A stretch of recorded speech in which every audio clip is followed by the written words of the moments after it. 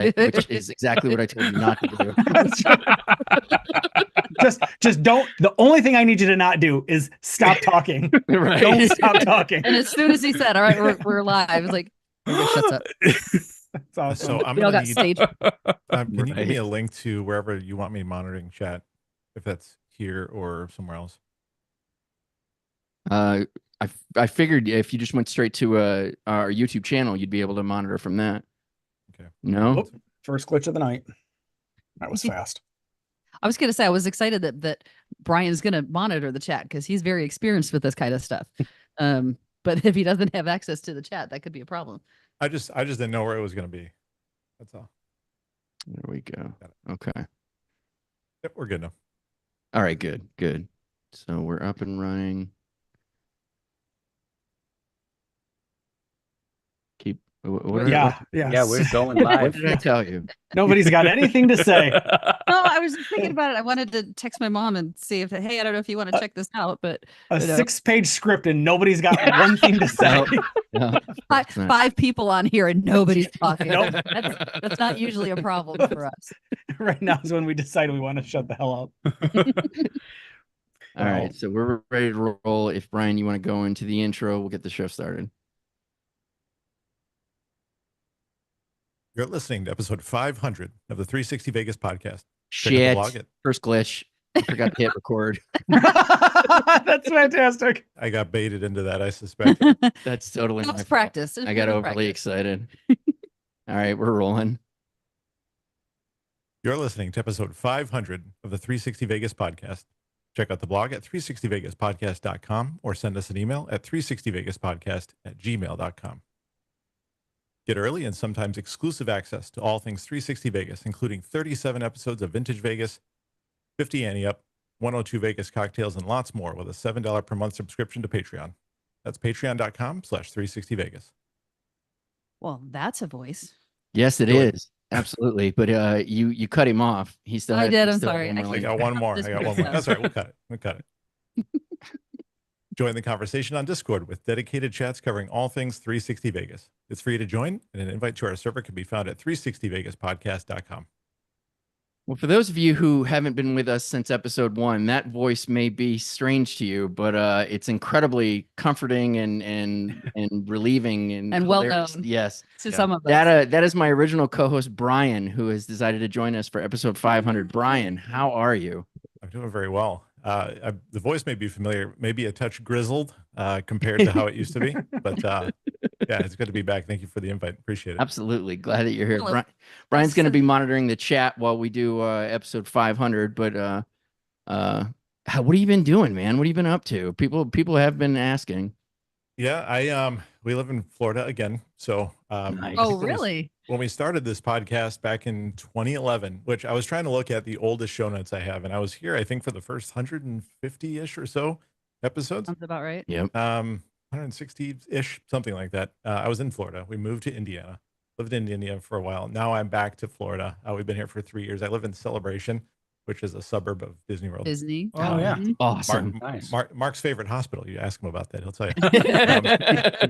And so yeah, we went to Disney Swan Resort for dinner tonight, and just kind of living the dream. For you guys it's Vegas. For us it's always been Disney, and, Yeah. and that's Yeah. our jam. So yeah, we're taking Well, and I full don't advantage. think most people know you met your awesome wife, both of you working at Disney. Yeah, that's right. Yep, we were both interning on what's called the Disney College program, but it's for all intents and purposes a 6-month vacation at Disney World. Right. with a pinch of college life mixed in. Right. College hookups, that kind of Yeah. stuff. Right. Yep, 100%. All right. So the first thing I wanted to bring up is it occurred to me this week, it's because the Mirage volcano was actually torn down. Yeah. And Yeah. it got me thinking about other things that I miss about Vegas. And one of them I was surprised came to me was Monte Carlo. Like, I miss the pub, I miss the Brand Lounge and Steakhouse, the Ignite Lounge. Monte Carlo was a place that we spent quite a bit of time there. we ended up at Monte Carlo a lot. Like, it didn't matter what your plans were, you ended up at Monte Carlo. Mm-hmm. And I wonder if anybody else had any remorse about Monte Carlo or anything else. I mean, if I regret anything, and I love Josh has a cigar, I miss the ability to smoke inside that casino. So I haven't stepped in it since it became smoke free, but I hear it's At doing. all? No, I'm joking. I'm joking. Okay. I'll go in, especially because man down, gotta go. The lid just gets in your way. You don't need that. What did he do? The live You just broadcast. wanted to show. You just wanted to show everybody the back of your shirt, didn't you? Right. Oh, did they? Oh, hang on. Oh, I don't. There, yeah, we know we've That's seen sexy. many of them at the. Making sure. Just making sure. Right. Yeah. No, I've been in there, especially because it's connected to Aria, so it's real easy to hit up Park MGM if you're over at Aria. So yeah, I've hung out there a little bit. I don't listen. I actually enjoy the fact that it's smoke free, even though I enjoy smoking cigars in a casino. I can appreciate the fact that it serves a niche market. But I don't know. So Mark, your comment about Monte Carlo kind of got me starting to think, what's missing, what's gone from Vegas that I legitimately wish was still. Oh, wow. What a great around. foreshadowing. We've Ooh. got a news story coming up that we're going to talk about a couple things Yeah. that used to be Vegas staples that is no longer here. Let's start to think about it ourselves, and we'll have people in the chat also chime in. What do you guys miss? What do the listeners miss There you That's a go. great about idea. Yeah. about Vegas? So, what else you got? Anything else, my friend? That's all I got. What Yeah, about you okay. guys? Well, I love Yeah. that Josh has just got the stogie just hanging out there ready to It's go. not. I've already got a text from my wife saying you better not be smoking in my house. It's more. Just tell her it's more for the aesthetic and the It's, look. it is. It's for afterwards. It's our victory dance once this is done. So There you go. Yeah, He just likes to hold it. I do. I oral fixation. So You know what I mean, I miss guess in the Vegas thing is myself. Ooh. When's the last time always. you've been there, Brian? Oh gosh, 2011. I think it's been that long. Oh wow. Yeah. Okay, so it's been a couple of years. I have family there as we speak. That's well, I that's think the that thing. Your family came out here all the time. I mean, you came out to Vegas Constantly. when you were a kid. constantly. Well, Yeah. my aunt fancied herself as a professional gambler. That just means that she had a problem. But everywhere is just free rooms all the time. So I spent most of my even my teenage years going out there. I couldn't do shit. But we played in the arcades and we fucked around on the strip and all that stuff and walked around and looked at things. You know what I mean? Just I was there, right? It was there often. Right. And so I think one of the things that Mark and I always said when we first started talking about a concept for a podcast was like we both had a passion for Vegas. And I think my fire for it roared pretty strong at first, and then it sort of died out quickly because I just couldn't go. Sure. We couldn't do the thing anymore. And so that's kind of how it went down. But yeah, my family's there right now, as a matter of fact. And they're there all the time. So it seemed like it was in the tea leaves, but didn't end up being that way. No. You know, what's funny is you mentioned, not being able to come out, kind of killed the interest. And we've heard that before from one of our other former co-hosts, Matt, who lives in Australia. And he just, knew like they had kids. And so the travel and all of that, it just wasn't possible. And I remember him telling us that it just kind of hurt, right? To listen to all this Vegas stuff when you knew you couldn't get there. So Yeah. I totally understand and appreciate that. And you were busy too when you stepped away. It wasn't just not going to Vegas. It was, remember correctly, school, moving, baby on the way, and a new job, I think, on top of it. Right. Full-time school, full-time job, brand new parent. Yeah, it was a full Something had to give. Wow. Yep. Right. Yeah, 100%. Zenbach in the chat here says, I miss when every resort had a free attraction and show, Yes. which kind Oh. of speaks to the whole, like, if you think about the volcano going away, which kind of broke my heart. I was actually looking at some old pictures when I was in Vegas when I was a teenager in front of the volcano, and I just was like blown away by how cool that was. And I think that's a great call out. It seems like that kind of thing is going away everywhere. Yeah. There's not Absolutely. as much anymore. Yeah. Oh, shout out to Thomas Lewis. He misses dealer tainers at Imperial Palace. Oh, All that's right. a good one. Thomas Lewis is my new BFF. I Nice. miss everything about the IP, buddy. I miss everything about it. Nope, definitely not. Mhm. Hey, can I give a shout out and props? course. So I got this fantastic 360 Vegas mug. Beautiful, right? This was a gift from our wonderful friend Shane. So if you were watching Tony earlier on Twitter with his little smoker that has the it's like an individual cocktail smoker that has a 360 Vegas logo on it. Shane made that. I got one of those as well. But then I got a mug on top of it. Or actually, Mark and I are kind of fighting over who's getting the mug. He only sent us one. And I do just want to add that because, I can't get yelled at for getting up to refresh my drink. So I literally have brought the bar. Awesome. This here. is awesome. I love it. I have the peach nectar. I have the lime. So ridiculous. You couldn't have batched this. You couldn't have. No, because then the ginger beer goes stale. It's not fresh. Yeah. It's not fresh. It's not bubbly anymore. Insane. Goodness. So, and thank you to dear friend Scott Tilton for the peach mule recipe. God It forbid is you go an hour delicious. without a fresh mule. Well, like they get old and stale. I mean, come on, you got to keep them coming. Don't you beat that. Well, how about you, Josh? You haven't had a shout out about a missed, lost Vegas. Yeah. Icon. What do you got? So I've only really been going as a big grown up for about 6 years. So there's not Okay. a whole lot. Okay. But there's That's fair. stuff, there's so many things I wish I'd seen. Monte Carlo, the Stardust, the Sands. I was old enough to go to those places and I never did. Mm. So I really wish like I had walked into the Stardust before, So I get it. I will say one thing that I miss. Do you remember in front of Monte Carlo, they used to have that ice cream shop that had Boozy ice cream. Boozy That ice was cream. awesome. it was so good. No, I Like don't I'm think I not ever had like a that. I stout can't even remember what beer. it was called, but it was really good. I don't remember either, but it had a stout beer ice cream, and I'm not a stout beer fan, but stout beer ice cream is fucking delicious. So So good. yeah, I missed that. That was the fun little, and they would let you try them right with the little scoops. Right, you get Yeah. hammered. I'm good. I'm good. No, thank you. No, thank you. No, I don't need Doctor- to. I'll have none of that. That's right. Nah. Dr. Tony in the chat says we miss O'Shea's. I wonder how beer pong persevered at O'Shea's during COVID. It is still. I'll tell you what, Brian. It is still there. Yeah. they still have Oh, tables at the It may have had a Somebody packed may away have during- wiped it during down with some COVID. Clorox. Yeah, but- exactly. Well, I think, Yeah. I Which think was the first before- time actually it got cleaned since they had brought that table in O'Shea's. Listen, man. You put the fucking UV light over the balls, and everything's fine. I tell you, it's That's fine. right. Right. The alcohol kills everything anyway. It's all right. Right. Yeah. I will say I do think that the floor in the new version of O'Shea's is just about getting close to the sticky level of stickiness as the original one was. So That's called authenticity. Yeah. Okay. It's right. That costs a lot of money. Well, yeah. So this is super funny for the listeners. Just to let you know, I asked Mark. I said, well, like how long about do you think we're gonna go tonight? And he said, probably like our usual 45 minutes, hour-ish. An hour. Yeah, we're 12 minutes in and we haven't even started the podcast. I think this is a great sign. But we should start the show. So he's Mark, she's Karen.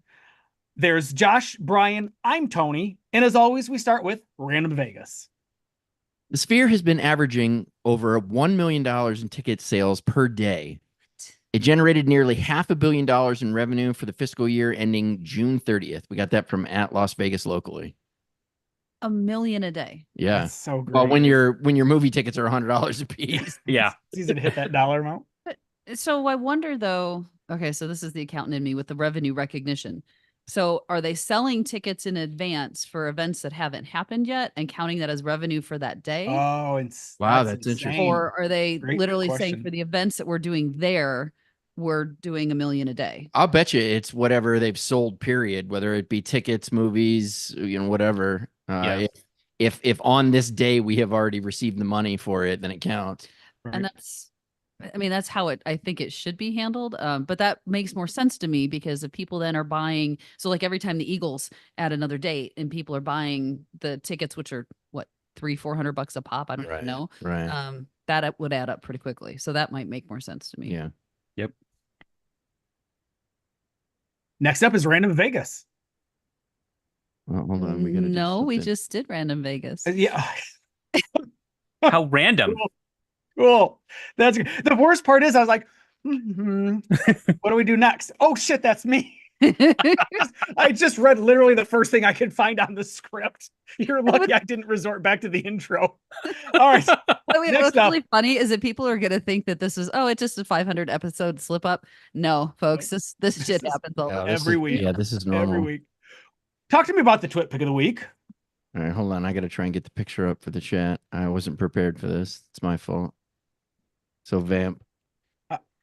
It's a pretty picture.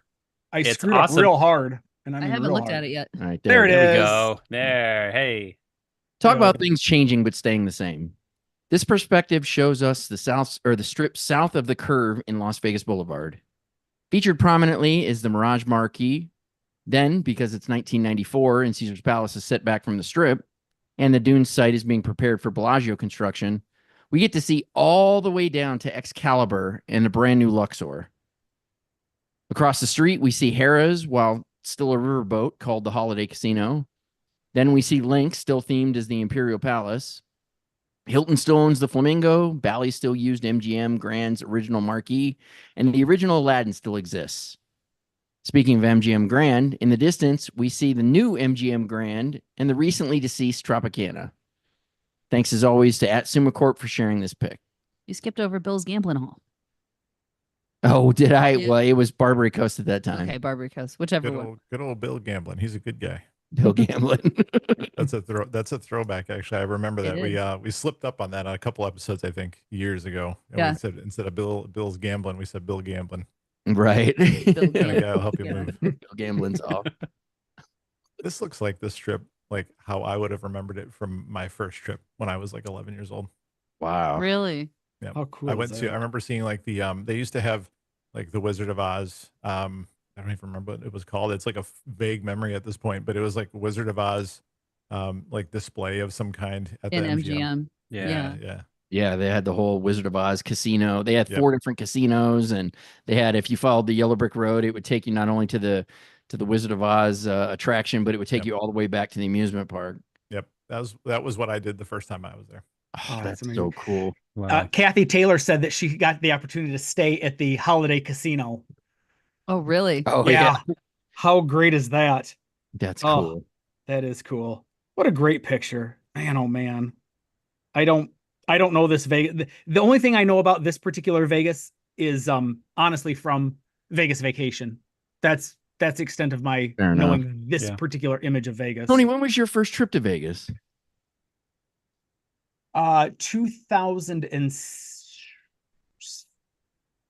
2006. 2006. Wow, we're in the That's my same final boat. answer. We're in the That's my same final boat. answer. 2004 was my first, and then 2006 was the follow-up trip that had me fall in love with the city. Yep. I threaded the needle just enough to be able to catch in 2007 going into the Frontier before it closed, but I did not. Nice. And the worst part is it was like right there. I did not walk into the Stardust. And by the time I got back to Vegas, they had imploded it. So that when Josh, you talk about the opportunity, you wish you could have been around earlier. You wish you would have discovered Vegas a little earlier in your lifetime to experience some of these things. The cool thing for you is that was a situation that never could have been. Mine was literally it's right next door. All I had to do was just go out the door, and I did not take advantage of the opportunity that I had at the time. And that's why I know I say it on the podcast all the time, but I really am trying to tick off these things of like, I missed Tony Bennett before he died. Like, Right. Who are these people that I'm going to in 1 year, 5 years, 10 years from now go, damn it, I can't believe I missed. Wayne getting to Newton is see- still waiting for you, Tony. You know what? And frankly, I know, I need to. Have you Matter of really not fact, seen Wayne Newton yet? I have not. Oh wow, I Tony. have Yeah, not. You need to next time you're in. 'Cause yeah. who knows how much longer he's gonna be able Yeah. to do. I mean, the voice is I- already gone, but I mean, at least you can. He's Right, still but- entertaining. He's still give me entertaining. the stories. Yeah. Yes. give me Yeah, the well, and stories. that's what the whole new show is about. Is just him Yeah. telling stories because he can't sing anymore. Yeah. Yeah. I bet he's got some fantastic stories though. And he Yeah. can still play an instrument like you would not Yes. believe. He plays Yes, he like can. 13 instruments by sound. Like he does not read music, and he's like a virtuoso. So he still does that. So yeah, see him while you can. Don't add to the list of I wish I had. Right. One thing Hey, I did as a- listeners, I see you're posting when you first went to Vegas. Anybody that you've missed or you think you should go see before it's too late? This is fun watching the chat.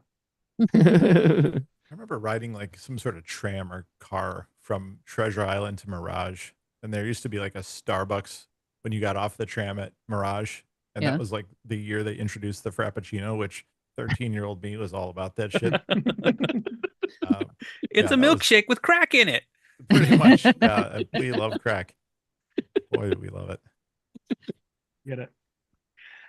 All right, I think that'll do it for the Twit Pick of the week. As always, we will post to the photo on our blog, feature on all of our social media outlets such as Flickr, Pinterest, Discord, Facebook, Twitter. Let's get into the news. The news is brought to you by Zorkfest 2024, November 1st through the 3rd at Horseshoe Vegas Hotel and Casino. RSVP your spot at travelzork.com/Zorkfest. All right, this is pretty cool. Talk to us about the Paris celebrating 25. So Paris opened September 1st, 1999. In celebration of their 25th year on the Strip, Paris is offering discounts on virtually all their attractions.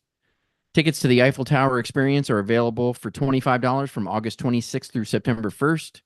Price fix menus are available at the Bedford by Martha Stewart, Gordon Ramsay Steak, Nobu, and Vanderpump between August 30th and September 1st. The biggest change to the property over the years is the ongoing renovation to the old Bally's Jubilee Tower, converting it into the new Versailles Tower at Paris, adding 750 rooms to the property's inventory. Part of that renovation is the addition of 38 rooms with strip-facing balconies.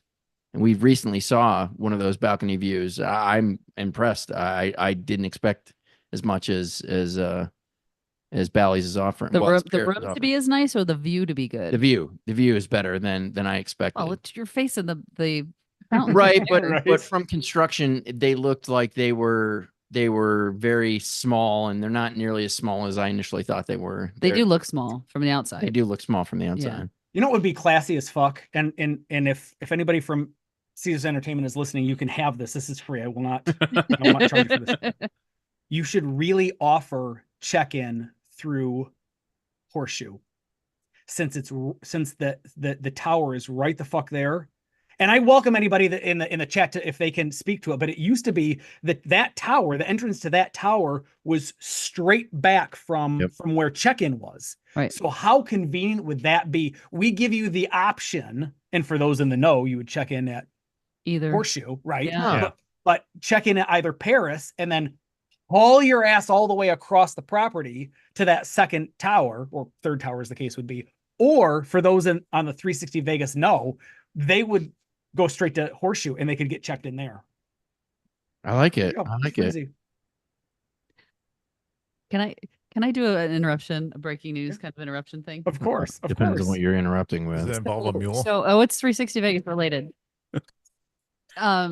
We've had a couple of friends over the years that have said that they would like to get like a tattoo of your logo. Right. I think the first tattoo of your logo has been done, Okay. and it's by your mother.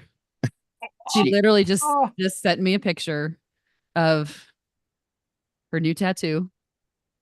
Oh my Oh, God. look at that. Yeah. How cool is that? Yep.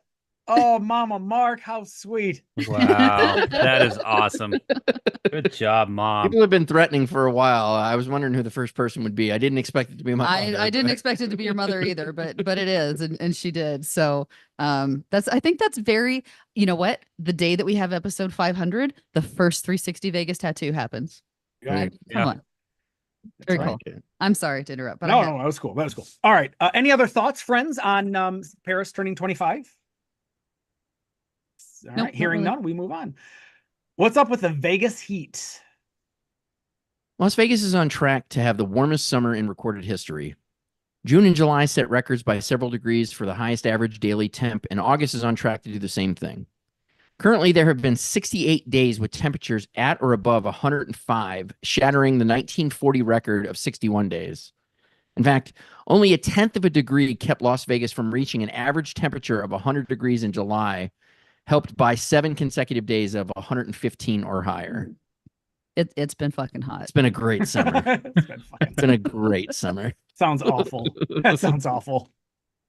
I'm not Cool. kidding. Like getting out because my car is parked outside during the day and there's no shade at all.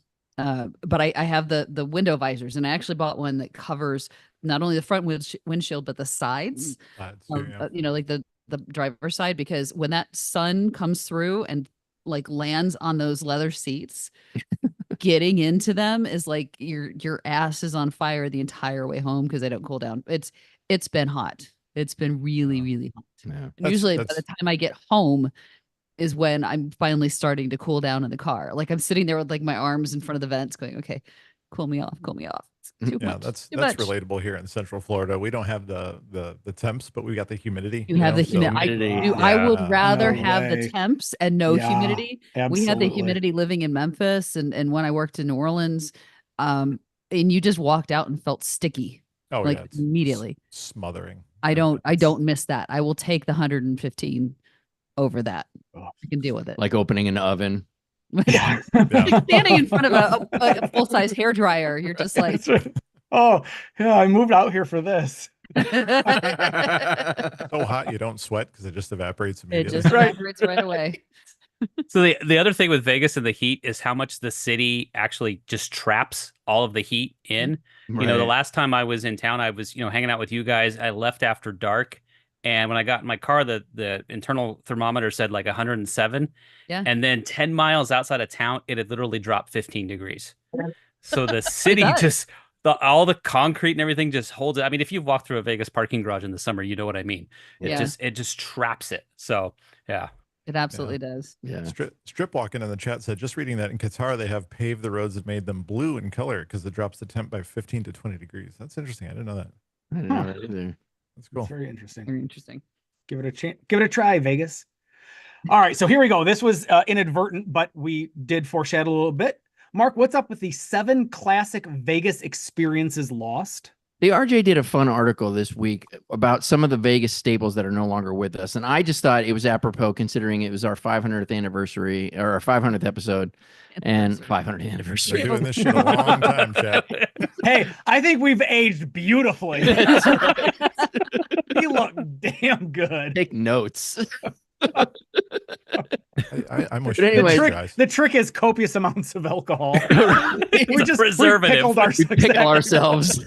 I drink lots of water. I drink lots of water and I moisturize. I was gonna say, I knew Brian had a thing in there. I think we stomped over. What did you say, Brian? Oh, I just stupidly said I drink lots of water and I moisturize. I know your sense of humor. It slides right in there. That's why I'm kind of like, it's drier than dust. Anyways, so the 7 things that classic Las Vegas experiences missed. I was just curious if any of you agreed with any of them. Like the first one that they had listed was Golden Gate's 99-cent shrimp cocktail. I have always been afraid of this thing. Been interested in like going, ooh, can I have 99-cent shrimp? That's what I want. That's like it will be fantastic. What could possibly go wrong? With cheap seafood in the desert? I don't know. Exactly. That's what I mean. If you're eating seafood out here, pay as much as you need to. That's right. To ensure it's good. That's right. Yeah, budget seafood is not a friend of mine. Yeah. No. Which is a perfect segue into the next item on the list here. Exactly. It's inexpensive buffets. I agree. We'll carry over our previous sentiments into that. That's okay. I don't need cheap buffets. That could go away. Give me a little bit of the yellow and a little bit of yellow. You read my mind. On me. The bread. And don't go cheap on me. Damn it. Come on, Karen. The bread pudding is extra running tonight. I throw that quote into just everyday life at any given moment. So, Yes, you should. some of the yellow, don't get cheap on me. The next one they had listed is Showgirls.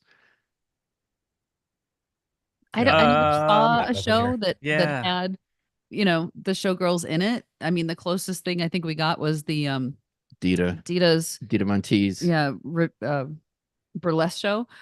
And you could say that was a take on Showgirls. It wasn't actually Showgirls. Right. And maybe it's because you find the rent to Showgirls up and down the strip all the time that it doesn't seem as...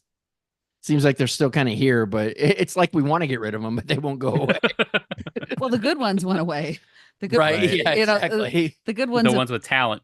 Yes, Right. exactly. When I was reviewing the notes for today, I didn't know what this bullet point meant. I didn't know if we were talking about like performers with like costumes and choreographed dance, or if we were talking about naked ladies. And so I was confused. There's still plenty of naked ladies. Little bit of column A, a little bit of column Yeah. B. Right. Got it. Okay, Absolutely. fair. Some building on Industrial Drive.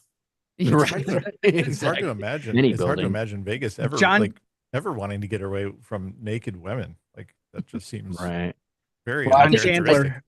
Go ahead. John Chandler here says the Rio all-you-can-eat seafood buffet was a must-stop for us. The only buffet in which I was encouraged by management to leave. You go home now. You scare my wife. You dine and you dine so much. John, it's been 4 hours, man. You got to get the fuck out of here. Okay. Listen, Pack your shit and get out. This is going to be awkward for everybody, John, but come on, dude. Don't come back. Don't come back, John. The next one they had listed is 24/7 marriage licenses, and that's because that's only available on weekends now. It used to be 24/7, 7 days a week, but now it's only available on weekends. God damn it. I don't want to contain my alcohol intake during the week. If I want to make a terrible decision on a Wednesday night, you let me do it, Vegas. You're right. That's Vegas. Okay. At first I was like, why would that only be on the weekends and not during the week? But now it makes more sense. I think they're still open till like 10 or 11 on the weekdays, but no. But it's yeah. And it is, I will tell you, as someone that's helped people get a marriage license, it is still a pain in the ass process. There's a shitload of stuff you got to fill out and have notarized and all the other shit, but you can still get them within a day. I'm wondering if the divorce rate has gone down since they took that away because there's fewer people making shitty decisions at 1 a.m. Listen, you got some time you got to wait till dawn now, and you got some time to think about it. If you still think it's a good idea, well, then Right. you know what? Exactly. What about all the people? What about all the people who don't have like their health insurance ran out and they need to get married ASAP for coverage purposes? What about them? That's right. I know. I mean, this is a huge Brian brings up a great point. There's a whole community now that's being like just ignored. I hate you both. Mark, what's the next bullet point? The next bullet point is the big cat shows. Now, I never had an opportunity to enjoy a big cat show. Has anybody had a big cat show, Brian? I'd see Creed and Roy back in the day. See, I didn't even get to see big. What the fuck is Josh doing? I don't know. You think that's my thumb? It looks like my thumb. Oh, that's right. Okay. Sorry, took me a minute. Oh my God, that's awesome, Josh. Holy shit, I can't believe it took me that long to. Well done. Well played, sir. Well played. That was whoosh. The next I thought he was just bored. Like he hasn't had enough to say. So he's just gonna start. He's just gonna start being like a more 5-year-old. attention over here. More attention over here. Right. The next thing they had listed was free parking, which I think everybody can agree is missed severely. I mean, if you manage to get status, you still get free parking. So in some ways, this hasn't impacted us quite as much. But I mean, we had to make a concerted effort to address that issue. Yeah, definitely. I mean, it was an issue when we first got here. It absolutely was an issue when we first got here. That's not a Vegas specific thing either, right? That's everywhere you go. I mean, it is now. Yeah. Vegas was one of the last frontiers that was giving everybody free parking, and now it's just kind of gone the way of every other destination. Yeah. And then the last one they have is Dirty Fremont. Specifically, the reference that they had was like, say, the deep fried Oreos at Mermaids. My initial reaction reading this was, what do you mean Dirty Fremont went away? You've not been down there recently? Yeah, it's a different kind of Dirty Fremont now. Yeah, I would agree with that. Yeah, it's there aren't as many dives as there used to be, but no more girls of Glitter Gulch. It's like an expensive escort, right? It's like an expensive escort as opposed to like the company that you're used to keeping. Right. It's that sort of thing. I like to know the STD that I'm dating. I ask for very little. Just let me know. We don't keep the antibiotic for this one here. Can I exactly, Brian? My philosophy has always been, if I can clear it up with a shot of penicillin, we're good to go. Right. So we asked some of our listeners what did they miss about Vegas, and let's see here. James Jones said that he misses the Riv and themed hotels. James, I can totally 100% agree with you. Bogan said, I miss 24-hour shops in every casino. There's still a few, but they are rare. I think that's a great point too.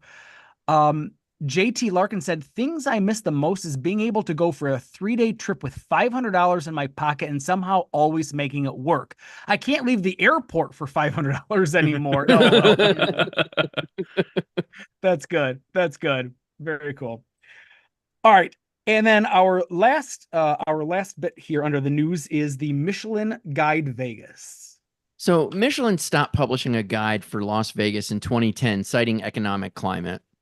In 2009, Vegas had 18 restaurants with at least 1 star. Today, only 8 of them still exist. Now, that's not to say that others wouldn't have replaced it on the list had that Michelin continued to make the guide. But the thing that bugged me about this is they just stopped and never came back. These are the best restaurants in the world here. Yeah, I thought it was odd, but I don't understand their business model, so maybe it wasn't working for them. Anyway, today only 8 of them exist, and one of them is a restaurant I didn't even know existed. It's located in Trump Tower, and it's called DJT, and it had 1 Michelin star. I had no idea. Yeah. I didn't. You can't tell me that you aren't able to buy Michelin stars. If, with all due respect, and this is not 100%, this is not a political comment, I promise, but has anybody in the listeners group here listening to the show right now, have you ever been into the Trump Towers? It doesn't have a casino, right? So why would you ever go in there? And you mean to tell me that there is a Michelin star restaurant within this restaurant? Maybe. And I mean, no disrespect to the actual chefs that are a part of a Michelin star, because that could be potentially offensive to, say that you're not Michelin star worthy. But it seems to me that's bought and paid for. I guess I would kind of turn the table and ask how many other Michelin star earning restaurants are in casinos that you can think of, right? Well, there's still a couple that are still open. There's a whole list. Yeah. So, I mean, the fact that it doesn't have a casino in it, does that, like, do you see where I'm going with that? Like, the fact that there's no casino in there, I don't think that doesn't make a difference. Doesn't disqualify it out of hand, right? Right. Tony, to I think what your point was, visitation to a building or a casino does not determine whether or not you're a Michelin star. It's the restaurant itself. So regardless of where it's located. My understanding or my question is how few people actually I didn't even know this restaurant existed. Right. I didn't either. And I don't care. It's supposed, but I mean, it's supposed to be a Michelin starred, restaurant. And yeah, again, they go back to the whole voting with your dollars thing. And so if it was a Michelin starred restaurant that did not have the name that it does, I might consider it. All right. For what it's worth, Tom G said, Tony stayed there many times. Breakfast is always, in all caps, perfect! ! Tom G, I am a big fan of a good breakfast place in Las Vegas. The problem is, and again, no political commentary here, I swear to God, I'm not going all the way up to Trump Tower to have breakfast. If I'm staying at, Flamingo or Cosmo or Mirage or wherever, well, I'm not saying Mirage, I'm homeless. Tony's in the sleeping bag out front. Exactly. I guess I've left my point. Did we finish all of our, or did I cut you off, Mark? No, let me finish them up. So the others that are still with us are Guy Savoy, or Guy, it's Guy, right? It's Guy. Yeah, Guy Savoy at Caesars, Joel Robuchon and Laitier at Joel Robuchon's at MGM, LeCirque and Michael Mina at Bellagio, Nobu at Virgin, and Wing Lee at Wynn. Names that we've lost include Alex at Wynn, Bradley Ogden at MGM, and Picasso at Bellagio. Okay, can I? Yeah. What do you think? So Bradley Ogden, the hellhole of a company that I worked for before I worked where I am now, that has one of the campiest, most Instagrammable, sweet restaurant brands that it worked for. So I don't say it so I don't get sued. But Bradley Ogden was their executive chef. Okay. And basically this guy Oh. was collecting a fucking paycheck. And Well, I imagine that's what most of the major celebrities do. Yeah. Yeah. No, he legit had a Michelin star restaurant. Like this guy knew what he was a great chef. Right. Okay. He phoned it in and worked for the fucking sugar factory. Like Oh yeah. it just I'm so disappointed. Well, Sorry. that's an interesting, right? That's interesting though, to go from a Michelin starred restaurant to the sugar factory. Yeah. And he never showed up. He collected a paycheck and never showed up. Good for him. That's how you should. Well, I mean, you looked at the sugar factory. Living the dream, food. baby. That's right. That's exactly it. At Look some at the sugar point, factory food. You're never going to get any kind of awards for that food. listen, he was a 20-night overnight success, a 20-year overnight success. I'm going to throw it out there. I don't know that anybody is going to top Todd Gaddis's response right now. In response to me saying, I'm staying at Cosmo or Flamingo or Bellagio or Mirage. Wait, that's closed down. Todd Gaddis goes, Tony, the moose out front should have told you.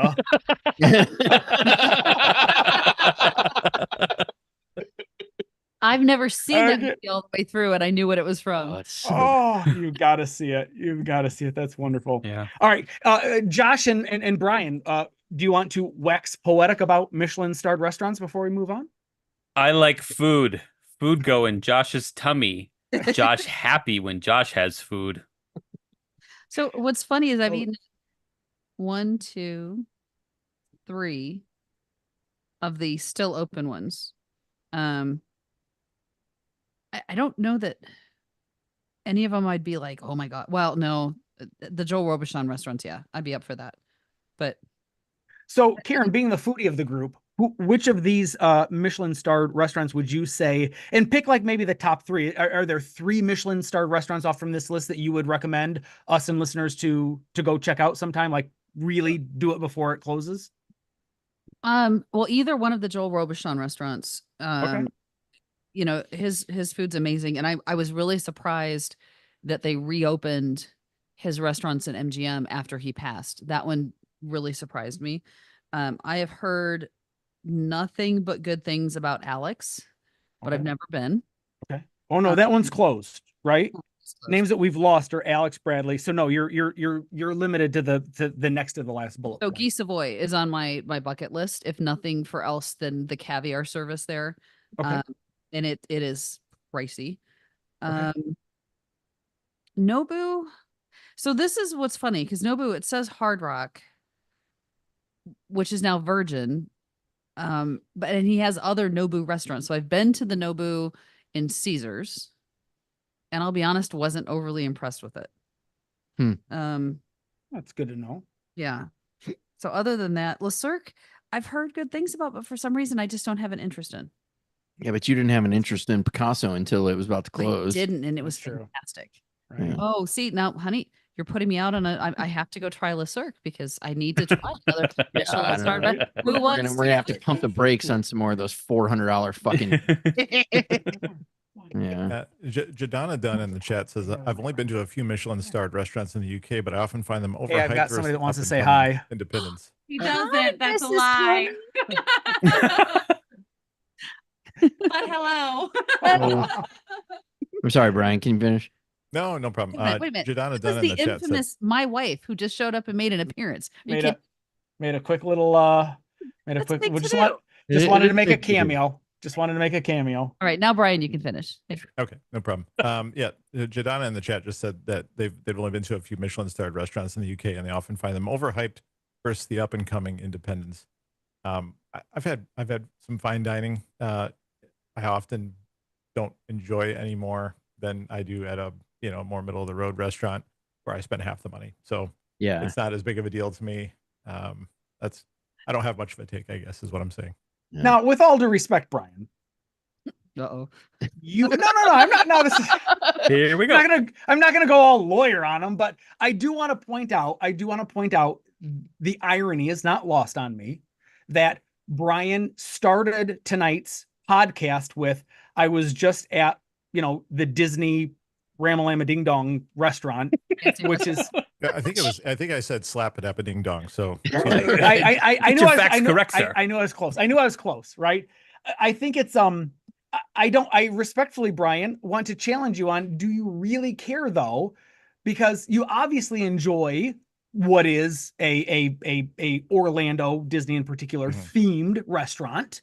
Yeah. So why wouldn't you think that you might not enjoy perhaps a Michelin starred restaurant? I think it's just the value. Usually a Michelin starred restaurant is going to set me back, $200-300 a whack. Whereas Okay. like tonight, for example, my entire family with a bottle of wine, we were out the door under $200. So See, there you go. that's and more my speed. I agree. I support this on a lot of levels because I think if they get a Michelin star, it's usually because it's already a famous chef and it's a big to do and they've built this restaurant up, and then Michelin actually comes in and tries it, right? Which still cracks me up that it's the Michelin tire company that is giving out these awards, but whatever. I agree, especially here in Vegas, and I've talked about this, and it's on my list to come up later. Some of the locals spots, and the one that's on my list has food that is comparable to any that I've had at a fine dining restaurant on the Strip for a third of the price. So, and I don't think they get the recognition because they're small. I mean, they're teeny tiny and they're competing against how many other people. And if you don't have that big chef name, is Michelin going to pay any attention and come out to see if they're going to give you a star? So I 100% understand that, and I can agree with it. But I also know, and that's why I said, like with Joel Robuchon, any of his restaurants go try. They're going to be fantastic. The standard that he put into his, the expectations of his food and what they deliver makes it 100% worth it. But all right. We haven't even hit prop bets and we're at 45 minutes. Love it. Love it. You thought this, I told you at least an hour and a half. Yeah. Exactly. And thus far, we just keep getting new people joining. Good. Literally, Vince just said, hello, Vegas friends, because he just joined in. So I'm glad everybody's sticking with us. For those of you, in it was asked, somebody wants me to sing. No. We talked about this ahead of time. I know we did, but you know what? The transition. It was personally asked for. So I satisfy. We don't for those of you all requests. For those of you unfamiliar, prop bets is an extension of just news. Nope, it's extension of news, Right. but with just 500. Like the man's done at least conservatively at least 250 of these. He's done more than half. Exactly, and that hasn't changed. Now what are we drinking? You had the smoked cocktail earlier. Now what is it? Oh, just a nice dirty martini. I'm going for classic cocktails tonight. Classic 500. We're going to be classics. It means he's mixing liquors. Everybody, look out! I'm not going to remember half of tonight's podcast. It's being That's what you go back and watch. That's right. Exactly. How many times have I said I listened to this podcast and it's as fresh and new to me as it is to the actual listeners? That was last week for me. Now they get to see it. Oh, we know, Karen, you were in a great mood. We were loving Karen in a flamingo elevator. Karen in a flamingo elevator. Tears for Fears are performing at Fontainebleau. Oh, and this is fascinating. No Thursday night show. So Tears for Fear are performing at Fontainebleau Wednesday, October 30th. Skip Thursday. They come back then for Friday and Saturday, November 1st and 2nd. Shows start at 8 p.m. and tickets start at an undisclosed low dollar amount. It's funny that you found that interesting, considering we had an extended conversation explaining how most artists come in on Wednesday and then Friday and Saturday. So skipping Thursday is the norm. But here's the deal: reticular activation, Mark. Now that I notice that people don't do Thursday, I'm going to always point it out. I'm like, yep, another Tears for Fears. Everybody wants to rule the world, except on Thursday. They want to go out and gamble and drink. I'm actually kind of interested to go see that show. I would love to see that. I would love to see that shit. Yeah, I have such a fond memory of them from when I was a kid. And I'm excited that I got this one. So Le Cave Wine and Food Hideaway reopened this week at Wynn. Or is it Le Cave? I don't know. Whatever. Le Cave, but that's fine. La Cave. The location has been closed since May for extensive renovations. I'm excited about this because they have one of the best brunches on the weekend. Oh, yeah? It's all Butler Pass. We've been there like twice. So they come around. That's me and fine dining. Yeah. I'm like, really? We have? No, but they come up with like, it's almost like little it's Butler Pass. So it's small portions of whatever the dish is, and they kind of walk up to your table and like, would you like this? And you say yes, and they drop it off. And so you have to kind of wait and see which butler's coming around with what dish, but the food is, and you get to try a lot of different things, and it's like one price for coming in. So and the other thing I love about this renovation is they opened the back wall, so it's more windows, more light. You can look out over the pool. Like, I'm excited to go back and do this again. We actually have one of our dear friends, Anna, is going to be in town shortly, and this was one of the places that I said, hey, we could go have brunch at, that she was going to look into, and I really hope she picks this because that's where I want to go. I love the Butler Pass. It's like a reverse free sample at the store, and that's always reverse free sample. Fontainebleau is adding craps to the list of gaming options available poolside. There is not enough poolside craps. I totally agree. I totally get it. As a matter of fact, gosh, it was our buddy Meltzer Vegas just retweeted Meltzer? for the last. What'd I say? Meltzer. That's what I said. No, you Meltz. said Meltzer Vegas. His name is Meltz. His Meltz Vegas. He knows what his name is. Just posted that for the last time, the very, very few places you can actually do some poolside gaming, and it is depressing just how small that list is. I'm floored. I'm floored at just how minimally location. I'm done talking. All right, I do have to point this out. Somebody in the Vince in the chat just said, "Do we have to wait another 500 episodes to do this again? This is fun." Yes, we do. No, we don't. Yes, we do. Yeah, maybe not. Maybe let's go like 525. Just Bogan said Tony puts the dirty in dirty martinis. Why, thank you, Bogan. We could do this again in another 500 years. Right. I also saw that Mrs. J Dubs chimed into the chat, and she said hi to Jen, and that Jen was braver than she is. So yeah, we're counting on a cameo, Mrs. J Dubs. She's not even in the building. So oh wow, but she's watching. Oh yeah, she's watching. Wild. So she's being very supportive. But she's not in the building. This is shut up, Tim. Awesome. Tim goes, Tony, it's Meltzer, like seltzer. Thanks, Tim. Thanks, Tim. But it isn't. Jackass. MELTZ. Oh my Yes. God. Melts like salt. Derailed. We are derailed. What is Sarah Silverman is performing at the Pearl at Palm Saturday, September 28th. Show starts at 8 p.m. Tickets start at $55. Sarah Silverman's funny. Is she though? I saw her. Yeah. Last- I mean, it's wanna not know, special. I've never seen her live. But Right. Or stand up. Yeah, I liked it. Yeah. The Killers are performing their Hot Fuzz album in its entirety as part of their new residency at the Coliseum at Caesar's Palace. I love when artists do hot this. Fuzz or Hot Fuss? I think It's it's Hot Fuss. Yeah. Hot Fuzz is a movie. It's a different thing. Listen, what I Tony, watch, Keep those cocktails coming. what I watch when you guys aren't around is none of your business. So I immediately think of our friend Donnie, at Drinking in the Northwest. Him and his wife, amazing wife Angel, are huge fans of the Killers. I did not realize they were. Can you do me a favor and talk into the mic when you talk? I can't help it. I'm used to There it looking is. at you, and this is a whole different thing. So I'm trying to stay over here. Yeah. So Donnie and his amazing wife Angel, they love the Killers. They're going to be here as a residency. So let us know next time you're coming into town to see them. I did not realize they were doing a residency. I don't know if we talked about it or didn't, but I missed it. Well, that's what we just reported, that they have a residency. No, Listener No. Edward Rodriguez, our good friend Ed, has seen the Killer show. He said it was awesome. So Oh, that's cool. Well, no, Yeah. they. Well, that's right. I did see his post. So Donnie gifted.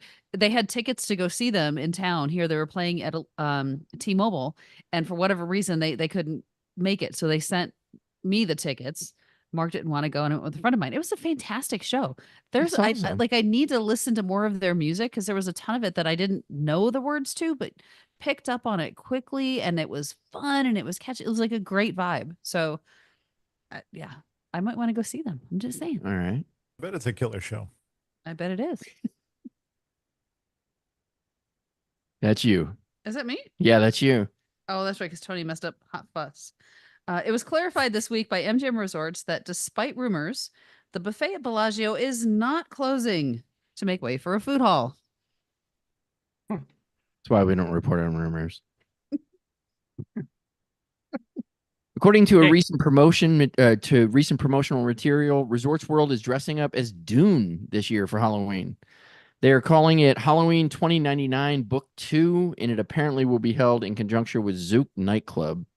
Okay, this is way too complicated. It's weird. Dress up. It's weird. That's stupid. I That's don't know. stupid. It How should do have you been dress up a- Dune 1964, and we all show up in our backpack rat best. Rat Got it. I like Best. it. It's easier for you to say. Oh, buckle up, folks. The rest of this is going to Yeah. Oh, it's Yeah. gonna be messy. be. I'm Tony all- is in I've full gone- bloom. I'm double fisting, kids.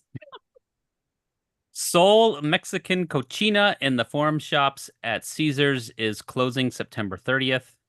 The restaurant lasted less than 2 years in its current space, and I think Vital Vegas pointed out that Soul is also short for SOL, which is short for what they are right now. Yeah. Which was clever, but not, because for anybody who actually speaks Spanish, they know that Sol stands for sun. So he's not Our- that he's clever by like half. He's not that clever. So Wow, we're just going after our Vital last, Vegas. our last Yeah. his middle name was Soul. I mean, Yeah. Asgard Soul, that was his middle name. So we totally know what soul means. Oh, now I'm sad. Okay. Oh boy. After Tennessee. 2 decades, Venetian Palazzo has finally unionized.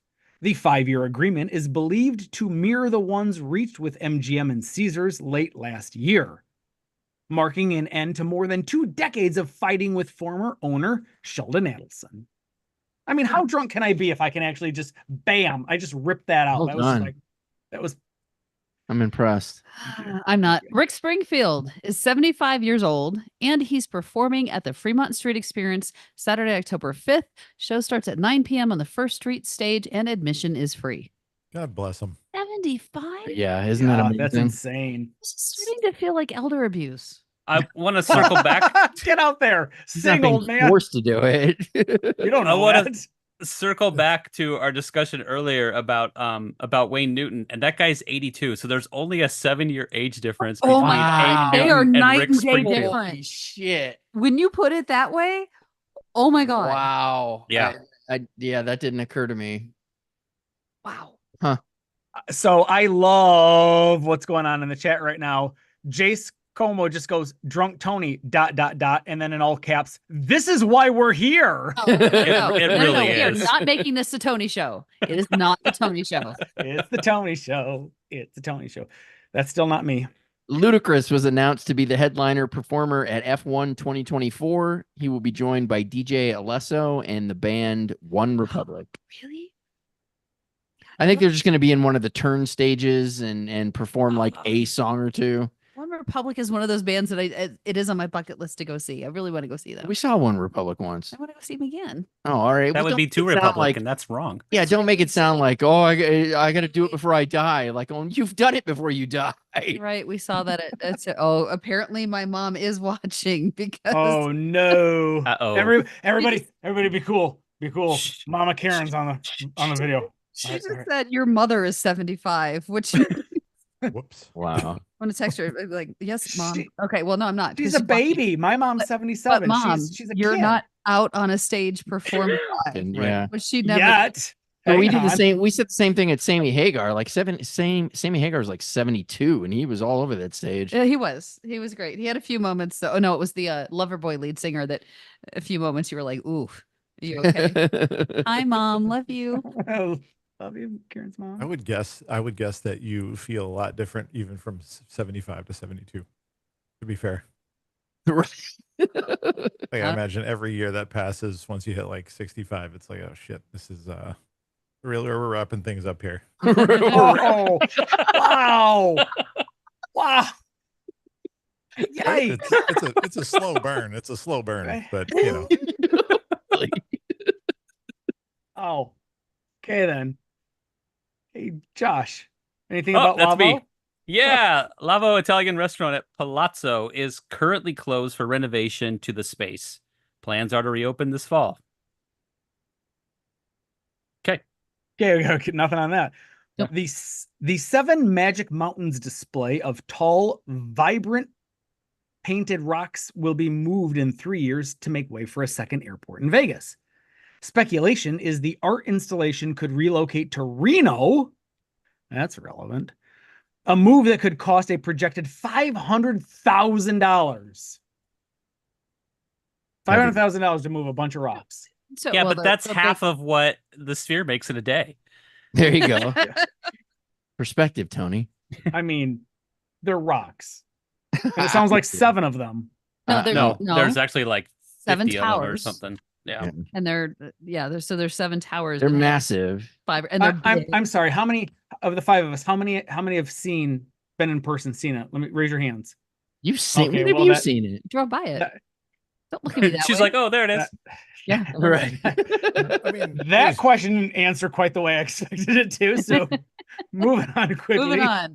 Clark County Commissioners unanimously approved the creation of a new department known as, quote, the Sports and Special Events Department. Their job will be to handle large special events like F1, Super Bowl, marathons, etc. My question is, who is handling it now? The LVCVA. They just created a new department to handle special But the Clark events. County Commissioners are very different than the LVCVA. Okay, maybe I'm wrong. I don't know. Because I thought the LVCVA was handling it. That's why I'm confused. Perhaps that's why they needed to create a new department because nobody was paying attention. That's entirely possible. Clark County Commissioners unanimously approved the creation I of know, a new it's- department it's known Janet as that's Jackson. what Karen just Yeah, said. we know. Jan- You're doing Janet I Jackson. didn't think she I I didn't read it right. no. I thought I read the words on the page, which is what my only job is. Right. Right. Janet Jackson will have a short-term residency at Resorts World starting December 30th with dates in January and February. Show start at 8 p.m. Tickets start in an undisclosed amount. I know I've been gone a long time, but Yeah. I have to say the efficiency of getting through prop bets has really fallen off, guys. I mean, we used to bang this shit out in like 2 minutes. I would blame it on the alcohol. Yeah. Yeah, but that's an old trope. Like you can't hide behind the bottle forever. Okay. Movestro Vegas has a wonderful, and I mean wonderful, t-shirt idea for you to put up on any of your places, Mark. Get your 360 Vegas podcast t-shirt. Quote, I'm 65. I'm really wrapping things up here.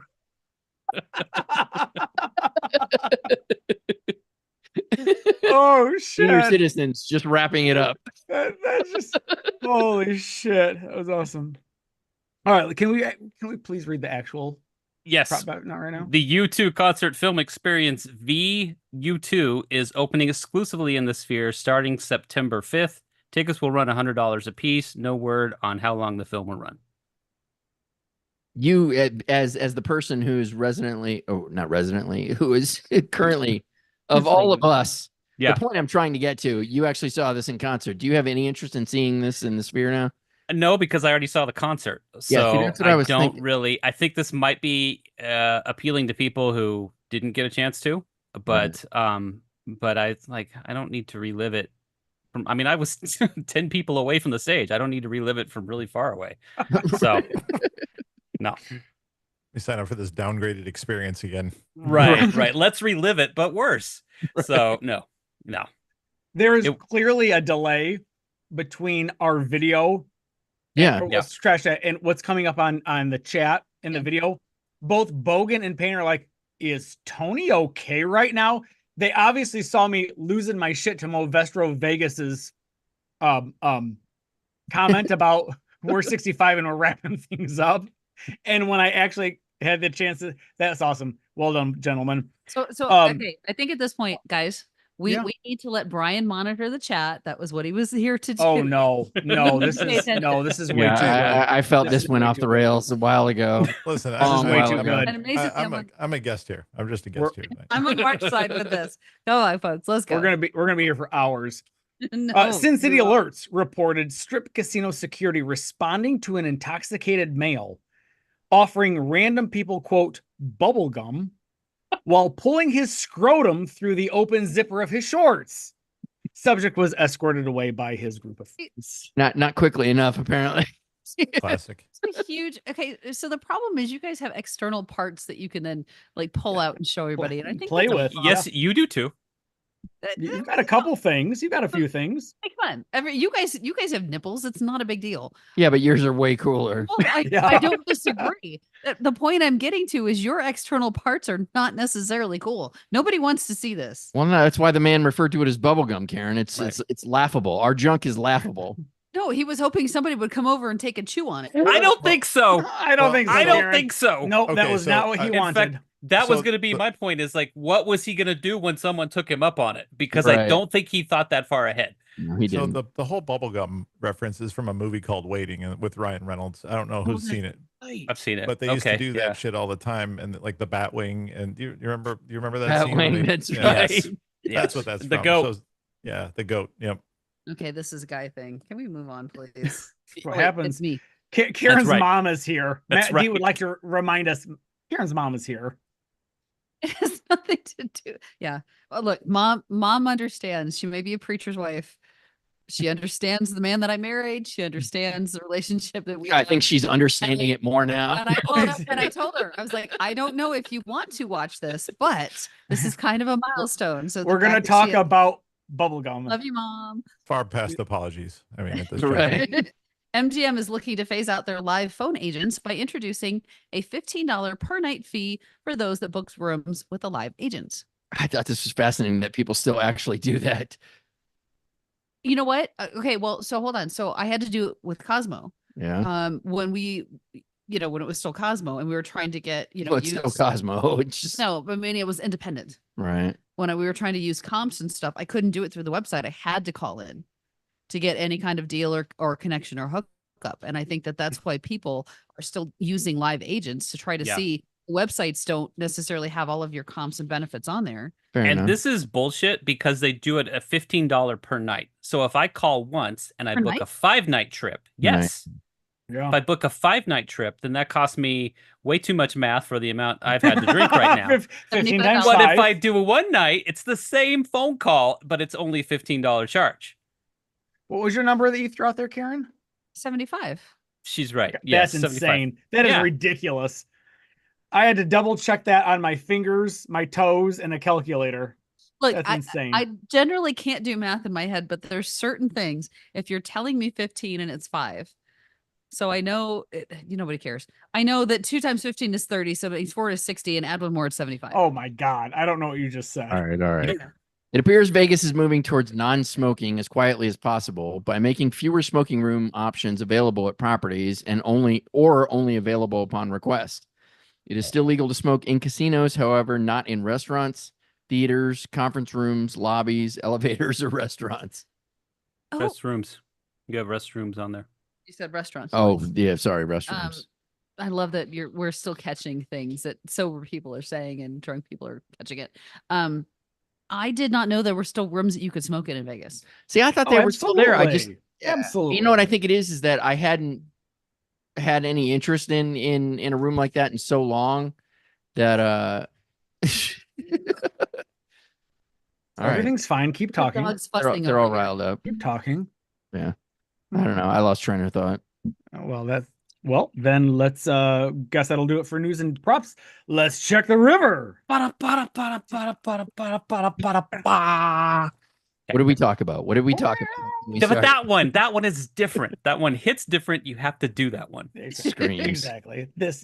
Like the Back- 5 communal cards. And you know what the best part is? I love that when we were sitting doing Vegas vacation, people were literally telling me this sentence at the whatever table I was sitting at with people. Like the 5 Whatever it was, communal cards you sometime. get. I don't ever be like super descriptive, Karen, then they'll call you out on it.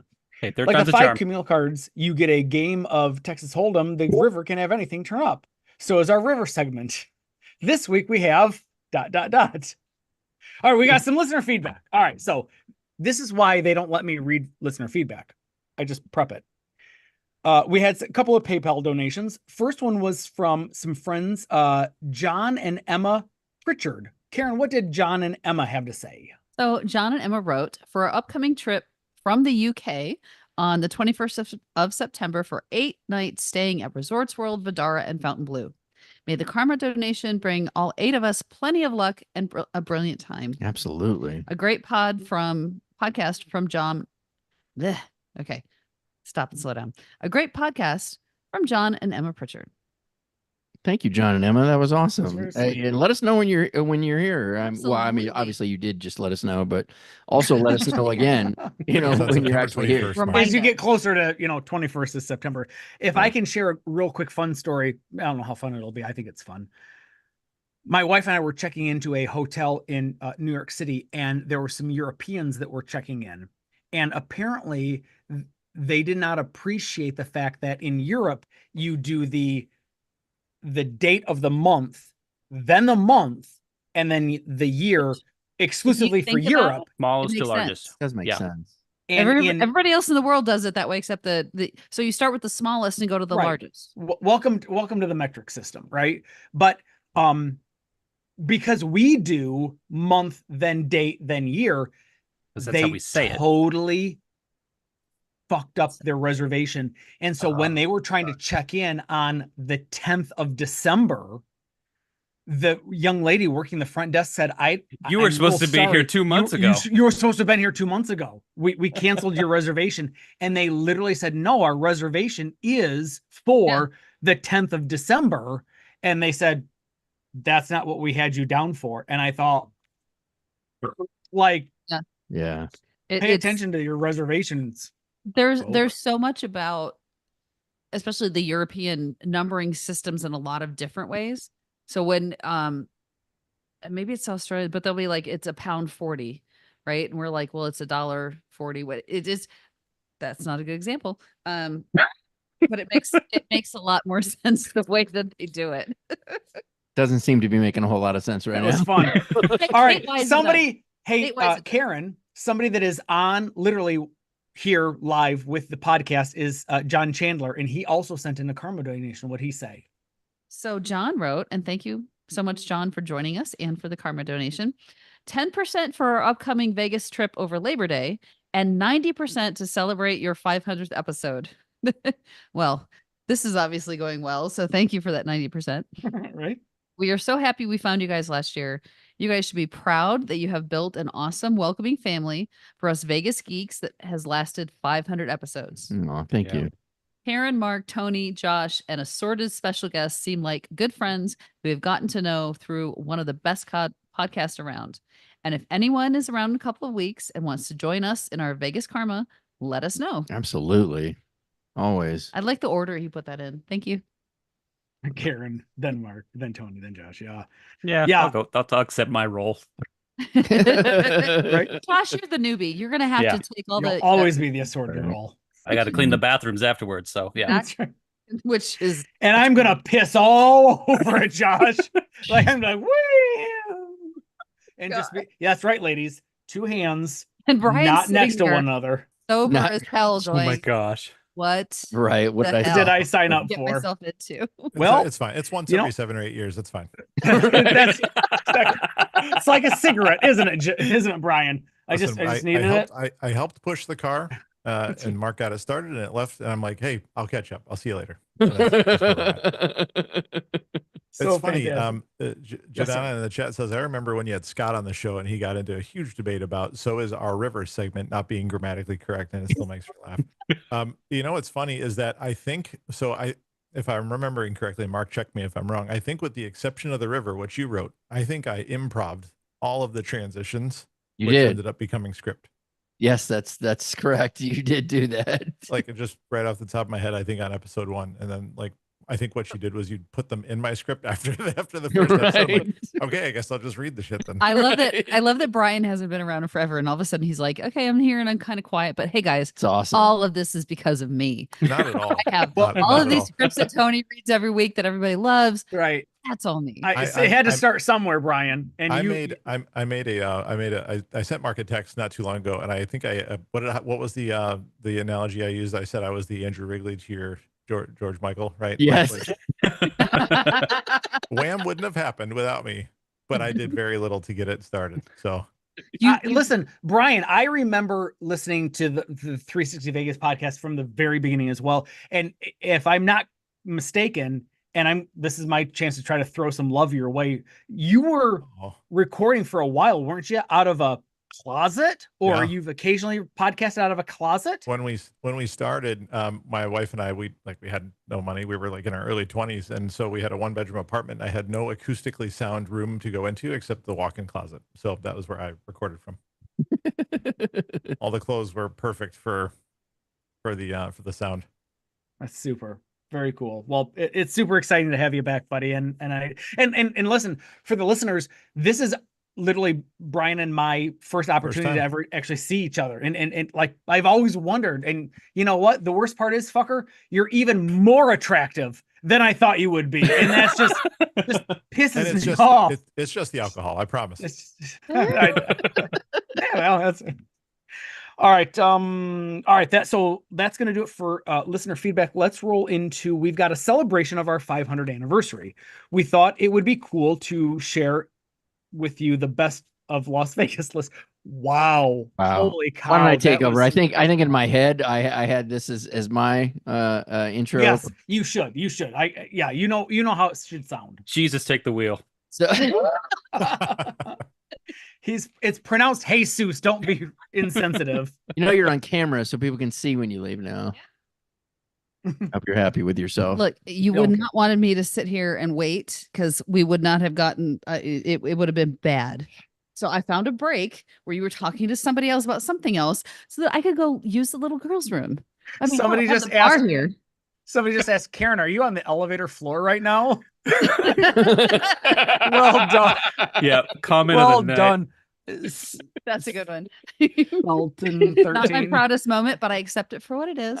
In celebration of our 500th episode, we thought that it would be a cool idea to share with you our best of Vegas list. Now, this is something that we've never done before. We've done lists before, but we've never given you our top 5, which is what we're going to do for you tonight.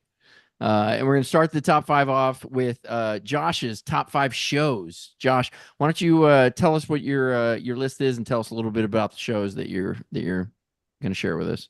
Yeah. So as the guy who kind of wormed his way onto this show by talking about shows, so I've got the top 5 shows here that I think you should see in Vegas, and I kind of did it as a best of by different categories. So best topless show. We just did a review on this one. Fantasy Las Vegas. Outside of Burlesque Q, I can't think of a topless show in Vegas I didn't really like, but Fantasy is definitely the best of them. It's a topless show. Exactly. Right. It would have to be really bad to not. Oh yeah. How bad could it be? You'd be like, I'm always just grateful. I'm like, thank you. Thank you. See your breath. Exactly. Thank you for that. Yeah. But out of you'll be most thankful. I think the listeners will be most thankful at Fantasy. So like that one, and sometimes even the wife is like, "Hey, let's go see Fantasy on this trip," and I never ever object. So well, Fantasy. You have to remember. So hold on. His wife is a former dancer, like ballerina, right? Right. So appreciation of shows is. I'm glad you clarified. Yeah. Because she would have popped right in the chat, been like, "Hold on, wait a minute, I like the clip." Sorry, Mrs. J Dubs. I'm sorry. No, classically trained ballerina. And so when she goes to these shows, she's not only appreciating the female form, she's also looking at their skills and their dancing abilities. Right. And and that's why Fantasy makes the list, is because of the talent of the performers that's on display, as well as their other talents. John Chandler has boobs and he's back. All right, number 4 best. Hang on, Brian. Hang on, Josh. Do you mind? So Adam Bauer goes, if the showgirls start showing their bubble gums, if they start bubble gumming, leave. You should leave. Yeah. Start bubble gumming. I love that we turned this into a verb already. Yeah, I think you have to pay extra for that. So. Oh shit. Next category, best comedy show. Say this one too. I haven't heard. This is from Al. From Chicago. He says, I haven't heard Brian talking Vegas since I discovered the awesome YouTube Vintage Vegas episode. Oh, that's right. Yeah, he's on this. That's right. That is old school. Well done. Well done. Yeah. Sorry. Didn't mean to interrupt Josh, but I thought. No, that's all right. So best comedy show, next category. And I'm going to say Carrot Top. Wow. Okay. Yeah, and so a lot of people have kind of the same response when they come out of Carrot Top. They say, "I did not expect that to be as good as it was. I did not expect to Right. laugh as much as I did." You know, a lot of people are like, "Hey, the dude from the 1-800 Collect commercials is this funny?" And he really, really is. I would say go in there not really expecting anything, and then just be, you know, blown away by it. So, um, it is pure coincidence that these two shows are both in the same theater at Luxor, but I always thought that that must make for very, very fascinating backstage experiences. Oh, right, they are. Yeah. Holy So crap. yes, Carrot Top is still at Luxor. I think he's the best comedy show in Vegas right And he now. just got renewed, didn't he? For like another Always. like I think 10 so. years or some shit. Yeah. Yeah. And he's been Yeah. doing more than Does- 20. Does I he mean, use a lot he's of props in his show. yes, a lot of Okay, I prop thought so. comedy. But Yeah. so when he first came on the scene as this skinny little crazy redheaded, comedian, all props. They're all he did. Yeah. The show, when we saw it, about 50-50. Yep. Right? I would. Props Yeah. versus Yeah. comedy. Yeah. He's really good. Yeah. And I also will say he's a big man about town in Vegas, and not in a snooty way. You will find him showing up at random stuff all over the place. He's very open. He's very, approachable, which is another reason why I love Seems him. like a genuinely cool guy. I mean, he partied with the Hangover guys. He's Um, scary looking, but he's Yeah. I mean, he's got to keep paying the Botox bills, right? Yeah, he's but had some questionable surgery done. yeah. But still a really, really enjoyable show. So I would say that's the best comedy show in Vegas right now. Best magic show. And we got a review coming out for this next month, I think. Piff the Magic Dragon. Yep.